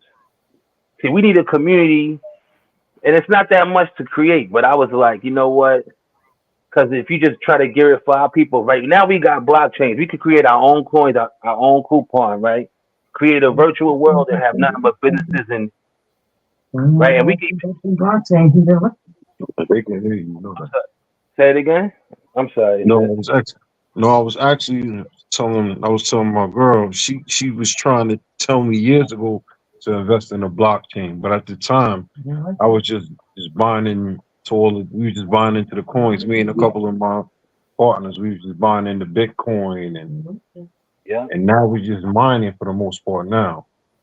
Okay, I'm brother, when you bought Bitcoin, because I'm curious, like when you bought your Bitcoin, like did that work for you? Are you reaping a profit from it? When I bought into Bitcoin, I got it for actually $400 a coin. Oh, nice. And like, have you been able to has it been profitable? Oh yes, that's 60,000. Right now, Bitcoin it fluctuates. It tapped off this year because the bull run is still going basically now. Yeah, it's coming down now. It has to set up. It's coming down. Price action basically. It's support. Go on, brother. My bad. But how the market it fluctuates for right now. Like maybe a couple of weeks back, Bitcoin was topping off at close to 70,000. So you asked me a question from a $400 investment to making 70,000. Did I come up off of it? The proof is inside. Well, I mean, you didn't. Okay, so here's my thing. All right, tell me, because I'm always curious about Bitcoin. What makes it profitable is the fact that there's only a certain amount of coin that was mined, right? Like there's only a certain amount, right, that was produced with the. Okay, so in order to use Bitcoin, you would have to use it with a company that accepts Bitcoin or that has merchandise that deals in Bitcoin. Yes or no? Or do you sell your do you trade your Bitcoin? Like, do you sell your Bitcoin? You could do whatever you want. You could get it like right now. Yeah, if you got Coinbase, you can get a debit card. Right? You don't even say like he bought it at 400. He don't have to sell the whole coin. He could sell fractions of the coin just to take profit. It's like when a stock gives you yield, right? So it's Right. like I if have you like, stocks. I don't have Bitcoin. yeah. So I'm familiar. you Yeah, know I what I'm have saying? stocks. So it's the same way as stock, right? So if you like right now the coin is close to 70 grand, probably like 63. I didn't even check today. So say you put 2 grand in, you're gonna get fractions of the coin, whatever your 2 grand is worth out of that 60,000, right? But now when Okay. we know Bitcoin is gonna go up to 100,000. I'm like, it's gonna go up to 100,000 by the end of this year or next year. It's definitely gonna hit 100,000. It might even hit a mil in the next 3 years. So no matter what separates cryptos from a regular fiat currency is a dollar's gonna always be the same. But you'll wake up tomorrow, like this brother said, from 400 to 60,000, 70,000. So that's another vehicle to make money, right? So like even with the Right. blockchain, we can create our own metaverse, get off these platforms, start using YouTube and all of this to bring people into our own community, and we can have our own businesses like a mall, Yes. virtual mall. Yes. We can Yes. have people perform because now you got an avatar. So you can have performances. We can have people doing lectures. We could be having people do workshops and have a business and have a monthly subscription that will be cheap because Right. it's also about you want to make sure your community is okay. You know what I mean, you don't have no trolls or whatever in it, right? But every business has to be legit that you The put into only the thing that's community. harder with social media, which I ain't saying that Bitcoin ain't hard in this aspect, but what's harder about the fact of social media is first the attraction to that, because there are these other platforms that are already built and people tend to be like want to go with their own platforms. Then you do have the people that do create something new, like Snapchat. Snapchat did have someone that looks like us that created it. Well, what happens most times is like the monopoly. So now the Mark Zuckerberg, the Elon Musk, they're like, oh, this was a great idea, and this can be very profitable if you give me Snapchat. So now I'm gonna offer you this amount of money for it. And most people ain't turning down that type of money, whether it's like, oh, you could have built a whole conglomerate if you had kept Snapchat. When someone's offering you a large sum of money, like extremely large, you're like, okay, well, I can sell it to them. So it's really hard in that aspect of No, but having our this own is intellectual property when it comes to social media, when it comes to the internet in general, because usually it's just easily bought out. The conglomerates are going to come through when you have a good idea and immediately snatch it up. all right. Y'all know about this? Y'all know about this website? We buyblack.com.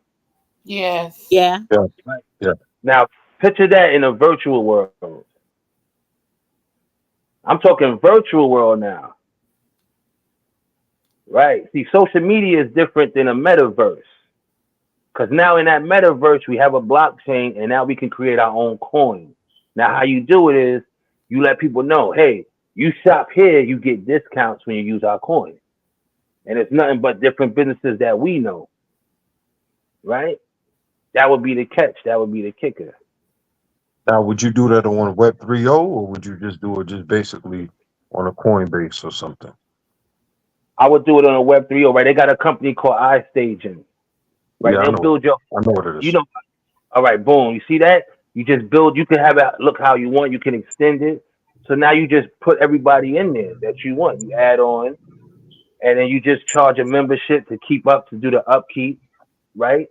And that's gonna be your own community now. Now we can network, right? You can meet people in there. You can converse. We can have, like I said, workshops. People can still have these conversations because it's time to get off of these. Because these platforms are restricting. They're gonna really get on some bullshit in another year or two on how people talk, man. I just saw a video. The Secret Service went to this kid's house because he was tweeting some stuff about Trump, and he was bugging. He's a teenager. They was like, yeah. He was like, what the? They was like, yeah. So when we seeing that, we gotta. What you think? A lot of people are doing it because they're not talking about it. Don't mean it's not being done. I Yeah, mean, yeah. I know it's my being done. I mean, I work for these type of companies. But what I'm saying is, as far as when it comes to, it's like, not that it's a bad idea, but say, okay, someone Unscrambled Minds puts it together.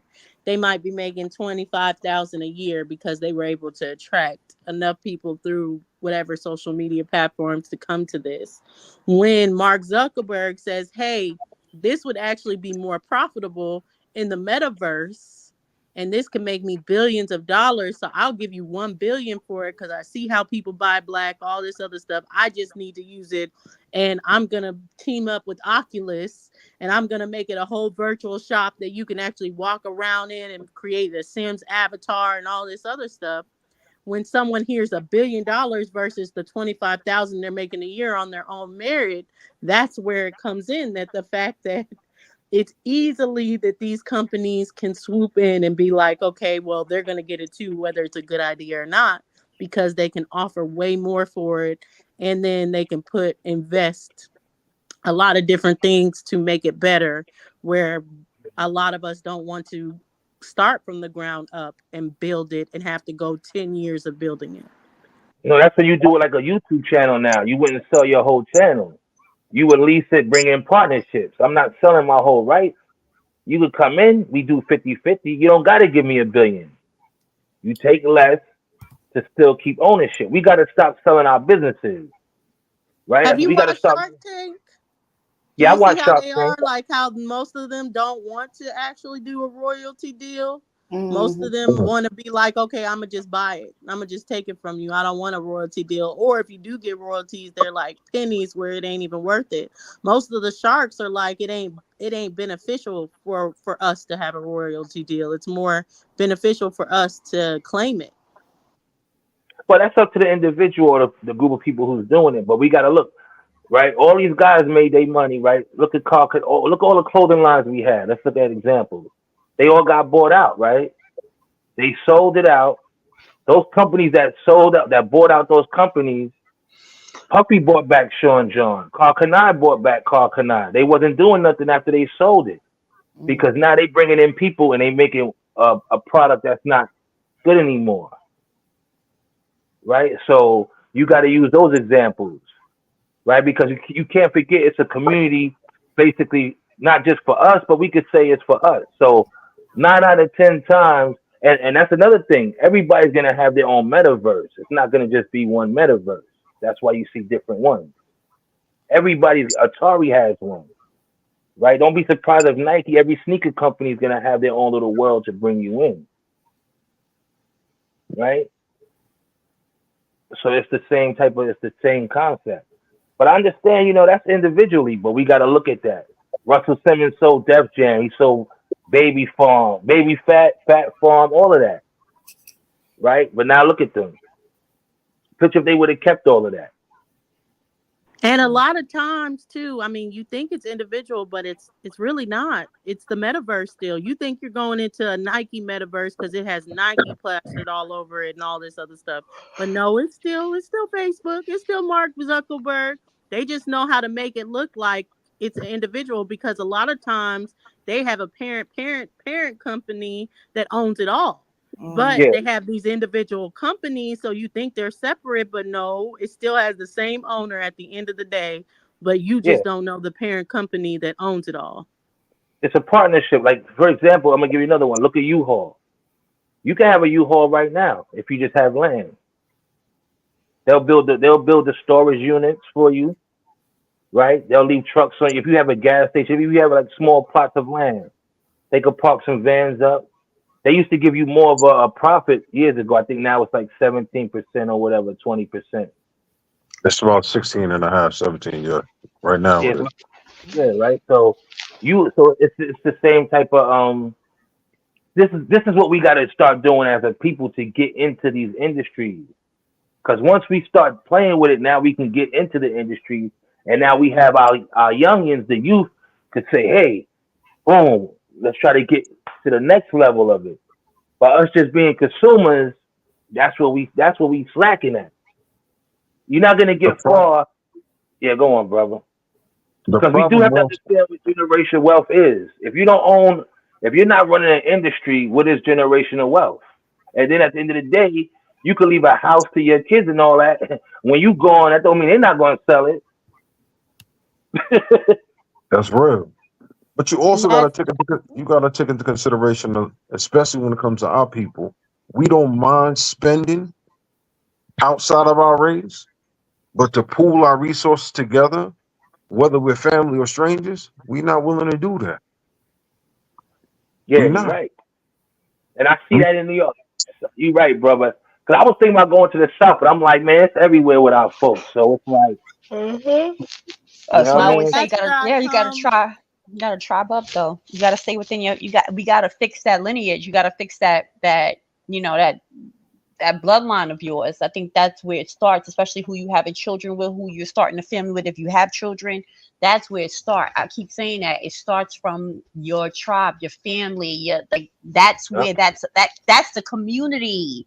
It's not the people that live next door to me and the people that live down the house from me. It's the people that share my last name, right? Yep. That's who I'm trying to get That's the real. loans from, That's right? real. I'm opening And up, I'm trying to buy this building or whatever. I'm not going to the bank. I'm going to my 5 cousins. Like that, Yeah. you understand? It's a different way of thinking about it. And so when I say tribe up, and when I say that's what I think when I think of community, I ain't talking about the people outside of that. I'm talking about me and mine first. Because then guess what? My babies are gonna be interacting with their babies eventually, right? And that's how That, you start healing. And I keep saying that. And that's where I think we have to start too, because I mean, like, I'm not saying to down anybody's dreams or anything, or saying it ain't a thing to go for, but sometimes we're skipping over some stuff. Like, yeah, we can see it like, no, we need to keep it in the family and pass it down or anything like that. But sometimes, okay, no, partner with these Asians, partner with these white people, get that money into a business and then expand out. The thing about it is, when it comes to what our people want to invest in or anything, and say we don't invest in each other, is because we don't want that building stage. Like, no one wants to be like, okay, well, I could turn, and I keep using social media, but that's just what we have right now. No one wants to be like, okay, well, YouTube is profitable for me. There's all these people that are on social media. My favorite people to watch are on YouTube or whatever. And now I'm going to go to this black social media. None of those people are there. They're not leaving because they're getting paid by YouTube at this point. They're not going to make it just jumping over and starting over in the little pennies place just because it's like for us by us. So yeah. now it's like I gotta go down on the content I'm watching. I gotta go on the people I support, all this other stuff to build this up that would take 10 years to create when YouTube already has it. Sometimes we do have to be like, okay, it's okay. The fact that we're building on YouTube. We're building on YouTube now to have that maybe 10 years from now have our own YouTube. But to be You're right. like, just let's skip this step of going to YouTube and go straight to having our own stuff, that's just not really realistic right now. But No, I don't agree. Isaac Hayes' son has a platform? Yeah, he's One not. of You're right. He has a social media platform he created, or a dating site. those, One of yeah. the two. Yeah, you're right. And no, I agree with you because that's another thing, right? When it comes to business, it's about the money and who you are, right? You can run into different cultures; they'll do business with you. A real business person is going to do business with you if your idea, your plan is solid. That's what networking is about, right? You learn that just from college alone teaches you that shit. But uh, we have to understand also when it comes to our families now, that's a different subject. Everybody's family is different. And a lot of people ain't, when they caught up with the simple shit, excuse my language, just the whole low vibration, I'm not really trying to partner with everybody or because the first key that we come out our mouths and want to say is doubt. But we don't have no Mm. problem going to Gucci and Louis and all of that, right? that's So real. some people don't see themselves being.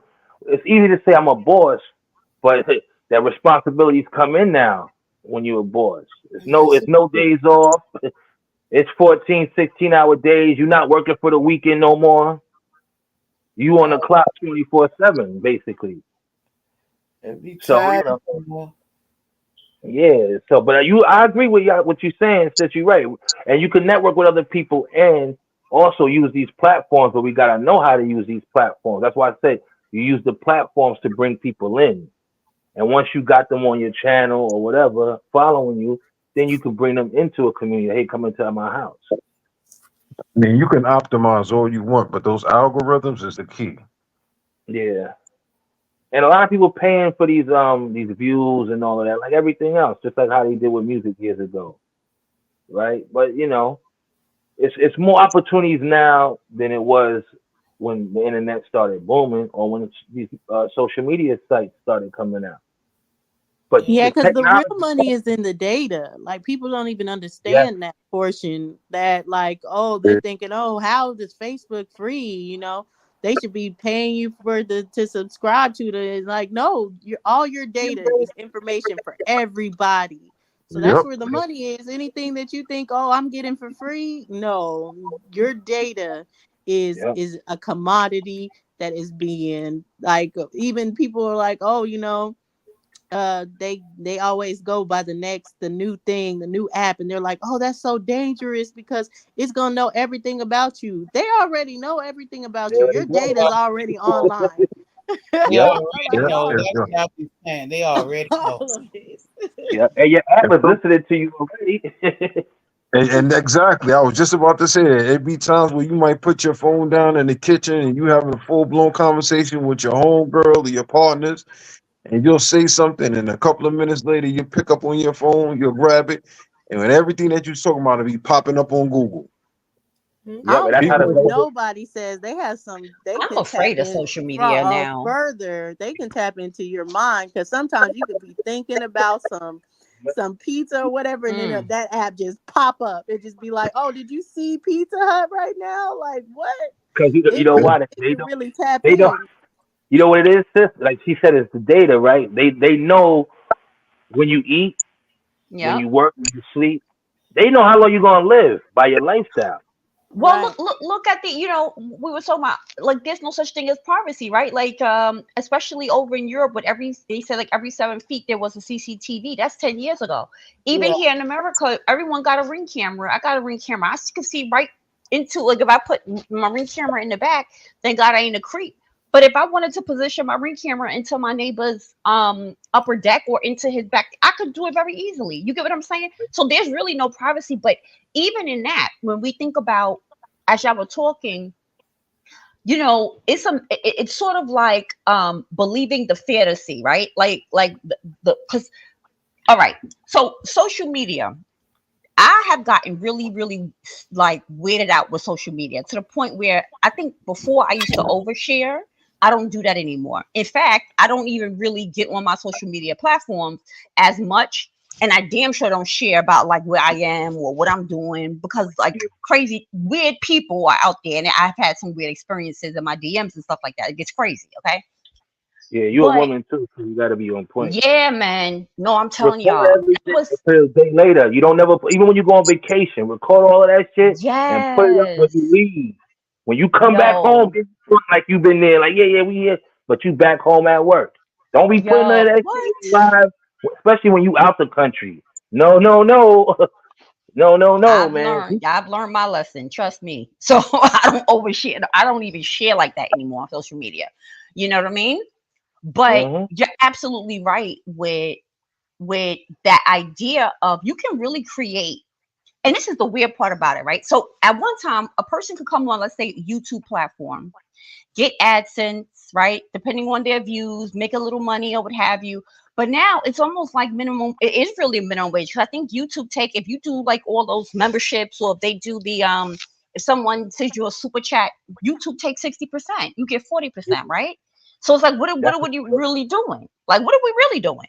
Okay. and that's why that's why That's Cash App. deep when you think about it. Here you are putting out you have an audience, right?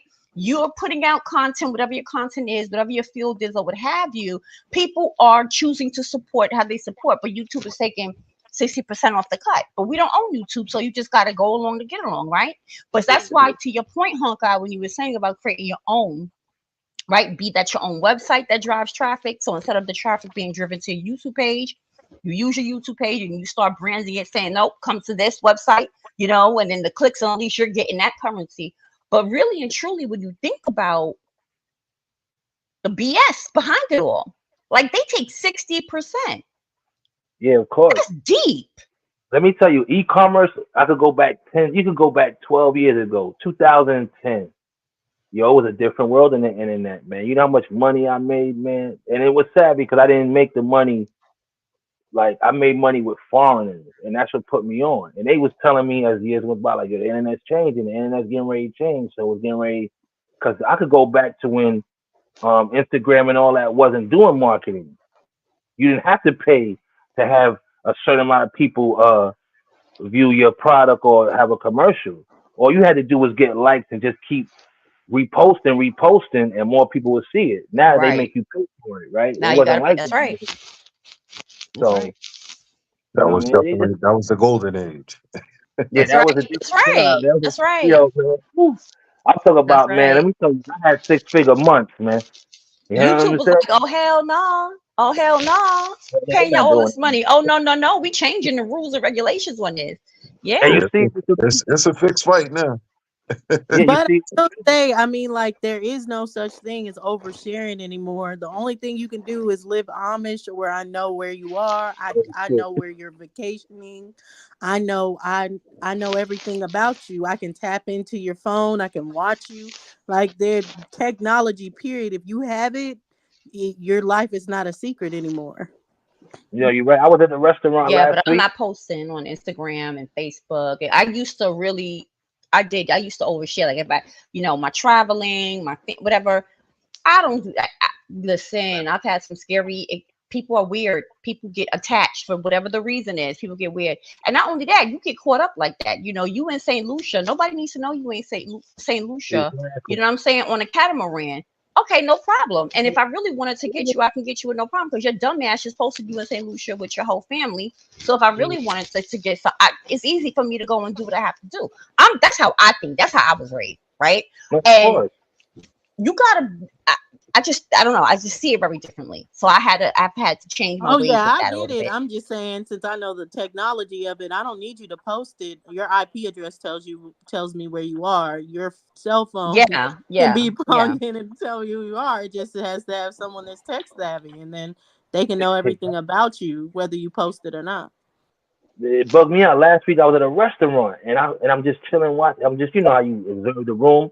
Yo, I see this white guy. He pulled out a flip phone, but it wasn't a touchscreen. My man had the original flip phone, and I was Oh stuck yeah, looking. because of that, because they're like Yo, technology. I mean, even that white boy that went crazy and bombed stuff or whatever, he had a point with his manifesto. He was saying that technology is going to a dangerous spot, and it is. It's already there. I mean, that's why I'm saying, like, you have to go and start living like 50 years ago, like you're still like flip phones, all this other stuff, if you really want to be like, oh, they can't trace me, they can't do these things to me, because right now they can with everything. I remember even telephones. Anyways, did y'all ever have a operator be on the phone when you picked up your phone to call somebody, yeah, that's when and your it's phone like was they're tapped. You heard listening the click. in? Yeah, you heard the click on Yeah. the phone. Yeah, Mhm. exactly. So like, and that's just gotten better over time, So it's like technology all together. That's why Amish people live the way they are, because it is invasive. It violates privacy. You Yeah, can't have technology in privacy. Yeah, this I man. tell folks, just invest into a sat phone. Yeah, I was gonna get one. My boy had one. He still Yeah. got it. But the funny thing is, you know what? The stuff that we talk in our minds, because even right now, like, this is another thing with this community shit. It's time to fall back. Like, I like y'all channel. I'm glad I found y'all a couple of weeks ago. Like, I'm getting ready to number down how many channels I'm following. It's probably not even a handful, like 2 or 3, because we're exposing ourselves. You never want to Indeed, do brother. that. It's time to get Indeed. back under the radar. I remember years ago, I was talking to this girl. She did a background check on me. She, what she asked me on? She was like, "Yo, you on the internet?" I was like, "Nah, nah." She's like, "Yo, I can't find you." And I was like, "Oh shit." And I played myself, not really, because for business I was setting up. So, but I was like, and that's a good feeling. She was like, "Yo, I looked for you and I couldn't find you." And that's what I got to get back on. You know what I'm saying? And it's not that hard to get back on it. You know what I mean? If you really know what you're doing.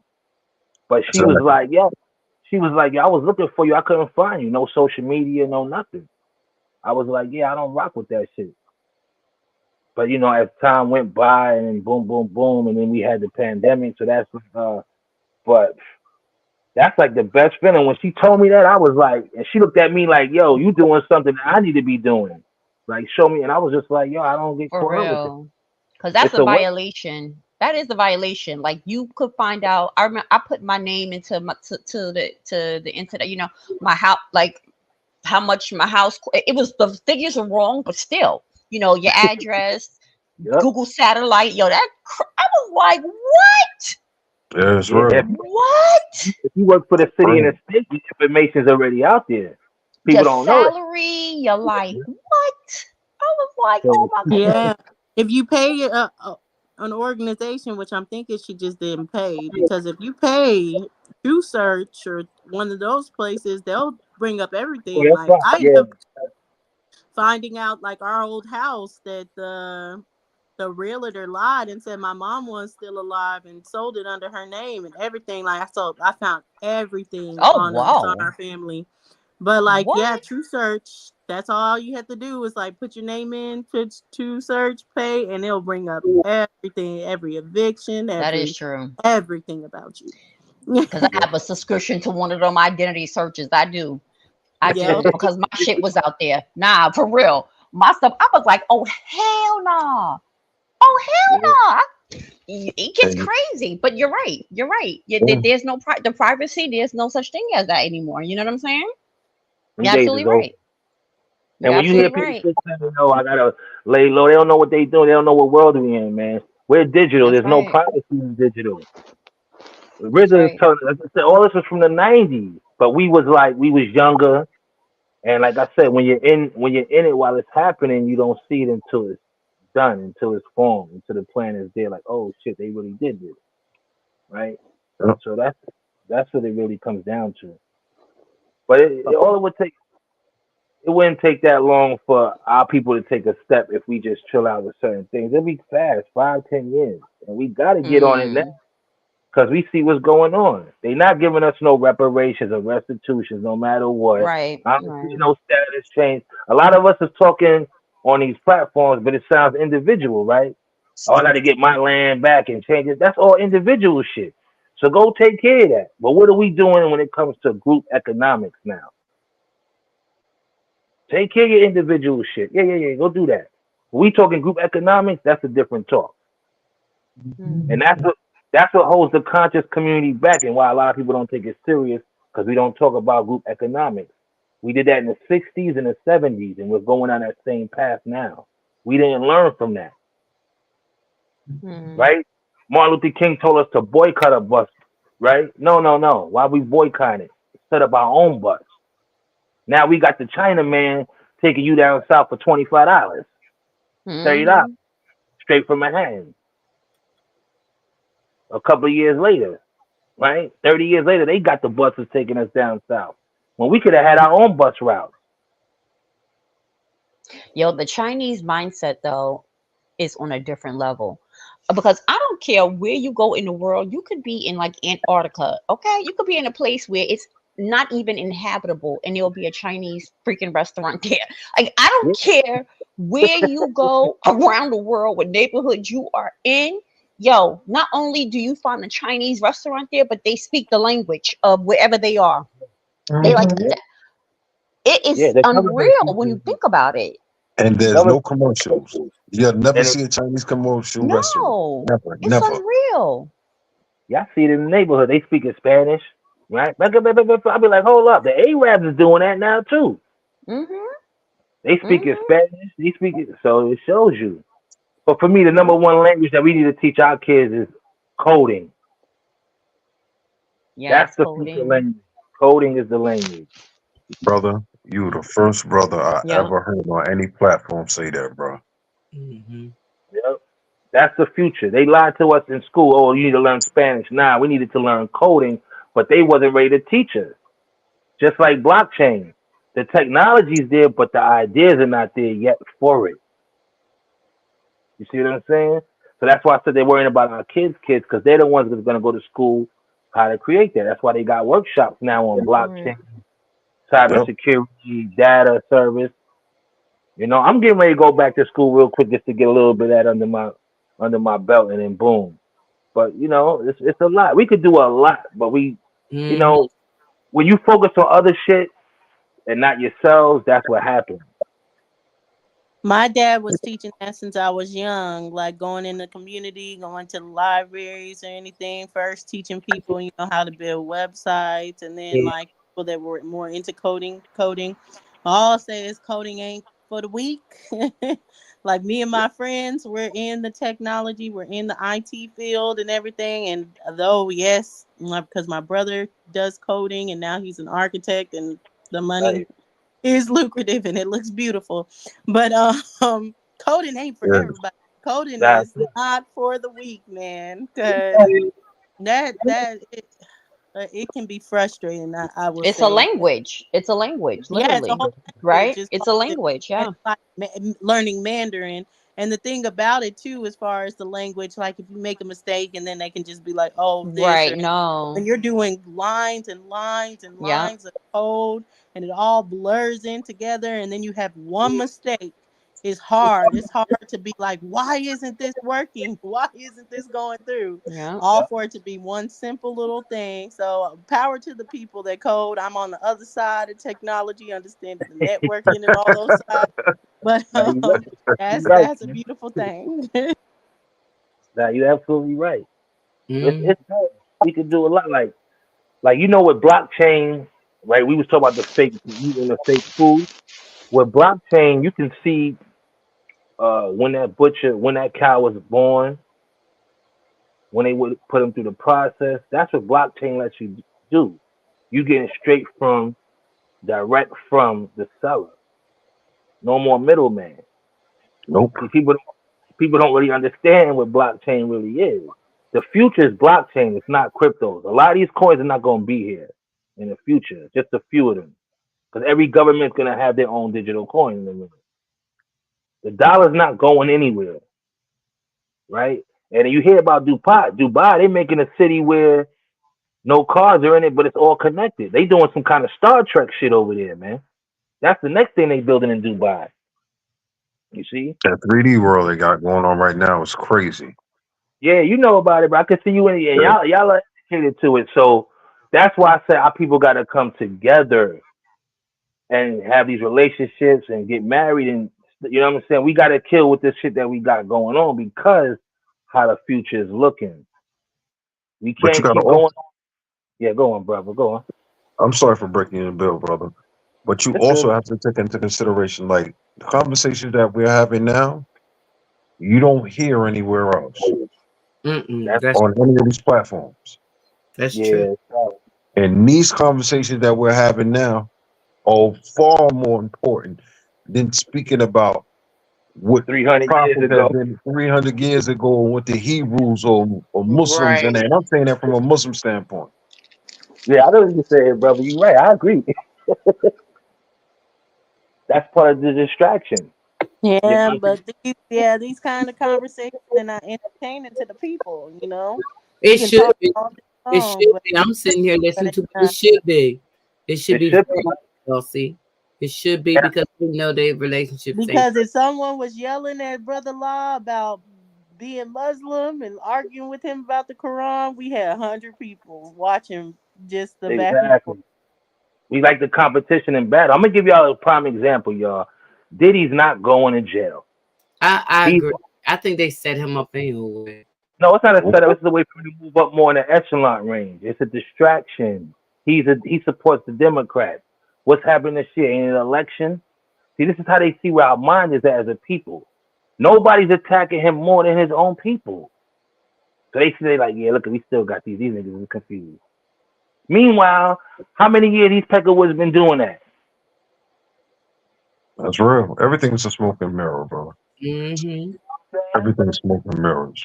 Well, y'all, it And we is getting late too. What time is it? It's like 1 o'clock, ain't it? Almost. yeah, 10 10 minutes to to 1. one. Yeah, Huh? 10 10 to minutes to 1. one. Yeah. Are y'all ready? we might as well we break it off, y'all. Yeah, that's what it is. Um, This is a great. This is Yeah, definitely a let's wrap great it bill. up. On that note, Yeah, peace and blessings to y'all all. Salam. definitely. Peace to you, brother. Wa Peace. Peace. alaikum salam wa rahmatullahi wa barakatuh. Right. And Peace. I'll talk to Peace, brother. Sword too, because we should have this tech. I don't feel like, people will go in listen, but I can definitely talk about the tech world, working into tech, and a lot of people talk about coding, but why I said bring up Sword is because what people don't talk about is the security aspect of it, and that is very lucrative. Always is going to be lucrative because whether they're selling data, whether they're protecting the metaverse, whatever, whether you want to protect blockchain, you have to have cybersecurity. So cybersecurity is a great field for young people to start learning and investing in because it's always going to be a lucrative field to be in. Yeah, that's why they got the East Asians coming over here. Yep, That's it's what usually all Indians and Asians. Even when you get into coding and all that, usually it's all overseas. Yep, Yeah. it's true. Well, y'all, we're gonna go ahead on and call it a night. Enjoy your night. Peace, I everyone. Thank you, No, Hawkeye. thank Thank Always a you. pleasure. no This is problem. a this is a lot breath of of fresh air to talk about some real shit. Cause this is what I'm on, really, man. I'm not. not the last word though. Oh, I'm sorry. Yeah, I'm Yeah. sorry about that. This is so real, but it's a breath of fresh air, man. Because this is why I really came into the whole movement, following our people. Because I already know who I am and my roots, right? So I came up here was locked down. Because I don't really deal with this, but this was definitely good. Because this is what I'm about, man. Networking and seeing and how we can build something, man. You know. Yeah, for That's sure. exactly what we need to do is You come need to come back on. We need to have you on by yourself, together. like do something with this shoe. I think we talked about that already. Put your information in the back chat and I'll Oh, reach out to you because you're in New York and definitely. I'm in New York. So it'll work out. Yeah, I put my email now. Okay. I put it in the All back. right. Boom. Good night, ladies. Have a good Good one. Peace night. everyone. All right. Good night. Good Appreciate night, you. Hawkeye. Peace, ladies. Have a good one. Enjoy your day tomorrow. Have a great one. Oh, all the Okay. time. Sisters, Yeah. it turned out to be good, sisters. So we're gonna go ahead on and say good night to everybody and hopefully everybody is safe tomorrow. Have a wonderful day. I don't know if it's gonna rain in New York, but they did say it was gonna rain here. I don't Yeah, we know. got. I think the weather's different where Dulcie and Nisha live at. I'm not No, sure. it's gonna rain tomorrow here too. It's I'm so It sick. was Oh, raining yesterday. I don't know tomorrow. please give me a break with the rain. I can't have people work on my basement until next week because they said it's too much water. It's still kind of saturated from last week, from Yeah. just a few days ago, and now it's gonna rain again Thursday. Today, which is tomorrow. I gotta go to Philly in the morning. Oh,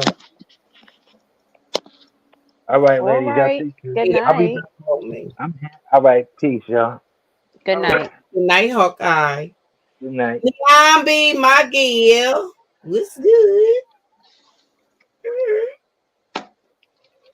But All right, y'all. Another good conversation. yes, I love relationships And then conversations. we go to It's bed. something that we put in our minds to try to remember if we're not in a relationship, or even if we are. You know what I'm saying? We can always change things in the relationship. Now, what Nisha was talking about, I don't know. I mean, when you come home and you stank and wank and all that, nah, I mean, I'm not saying for all the time, but if he walk in the door and he look at me a certain kind of way, then I'm with it. I'm not just gonna tell him no. he works on the trash truck. Now, I don't have a boyfriend or a Are husband, you teabagging, Nisha? but I can't do that. Oh No, I'm hell not no. getting into all of the extras. We're not Okay, doing all the extra stuff. Oh shoot. Niche. for that he had to scrub. He got to scrub Well, under and over in the rain. Right? I do know that it was brothers in the chat saying they love me Niche for saying it, but I'm telling you, She only talking because you come now talking, you ain't getting none. You crazy. Meech easy going. You don't know they have their own hampers coming in the house with them dirty clothes. That be the only reason why I said it, because you got some men that do kickboxing, and I know my son does kickboxing, and he got to have his own stuff. Well, Y'all food don't are know. important. You have to. I mean, everyone knows that. Even with food, smell good food that automatically makes your mouth water. You're like, ooh, I want to get into this food. So it's the same with your mate. When they smell good, you're like, okay, now your mouth starts to water. Now you're like, okay, yes. But if they don't smell good, it repels. It's like, okay, go get smelling good. But I understand being like it's too far to be like, don't even touch me until you smell good. I ain't on all that. Not Right. smell good, but take a shower. But you can still touch me though. You can touch me and then go take a There shower. you go in that bathroom.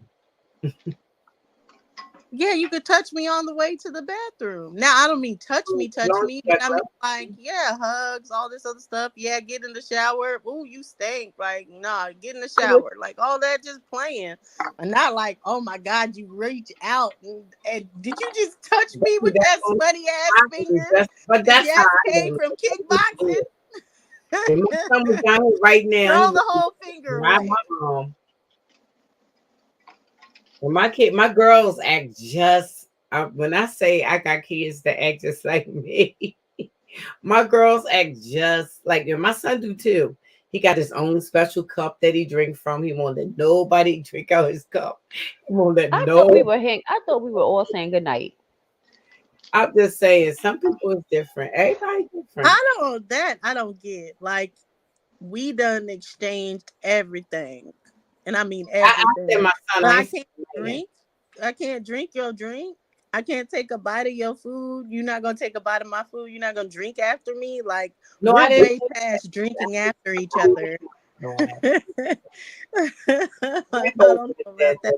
I can't have nothing to myself. Now I can see with kids though, like I don't, what you doing? I don't know what you doing nowadays with whoever. So you have an assigned cup, you have an assigned fork. It has your name on it. My son got his own stuff. He like Exactly. Because you're nobody doing does it. stuff that I don't do, I don't allow to be done to me. So I don't share drinks with anybody. But now, like people that we exchange body fluids, like, come on now, you wouldn't drink the same drink as them? Right. All right, y'all. Good night. Too, I'm with Keep it. it real. I'll see y'all over the weekend, Good night, okay? everybody. Good night, y'all. Good night. Good night, chat family. We out. Peace, peace. Peace.